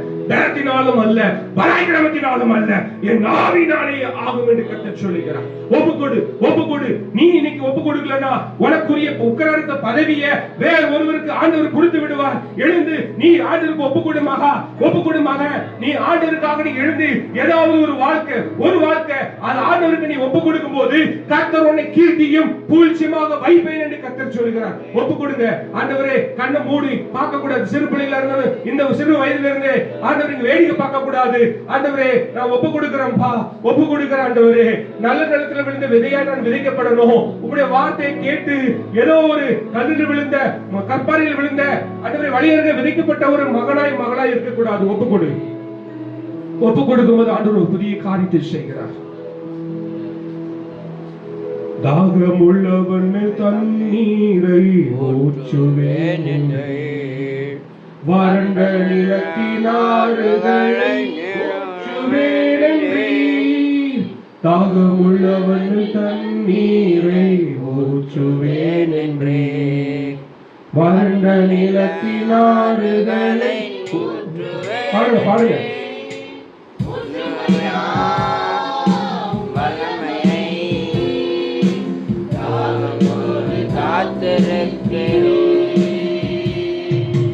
ஊற்றுமையா உம் வல்லமையை தாகத்தோடு காத்திருக்கிறேன்.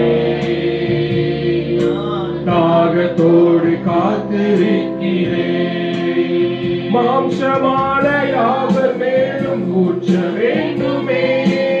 மக்களெல்லாம் இறைவாக்கு உரைக்க வேண்டுமே. மாம்சமாலையாக மேலும் உயர்த்தி பாருங்க. மக்கள் எல்லாம் இறைவாக்கு உரைக்க வேண்டுமே.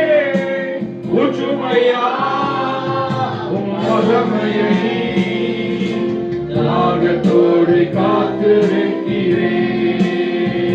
நாங்கள் தாகத்தோடு காத்திருக்கிறோம்.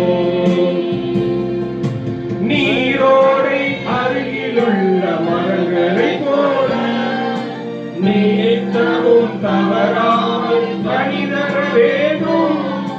நீரோடை அருகிலுள்ள மரங்களை போல நீத்தவும் தவறாமல் பணிதர வேண்டும். ஒற்றுமையா வல்லமையை தாகத்தோடு காத்திருக்கிறோம். நாங்கள் தாகத்தோடு காத்திருக்கிறோம். கல்லான இதயத்தை எடுத்திட வேண்டும். சதையான இதயத்தை பொறுத்திட வேண்டும். சொல்லுமா, கல்லான இதயத்தை எடுத்திட வேண்டும்.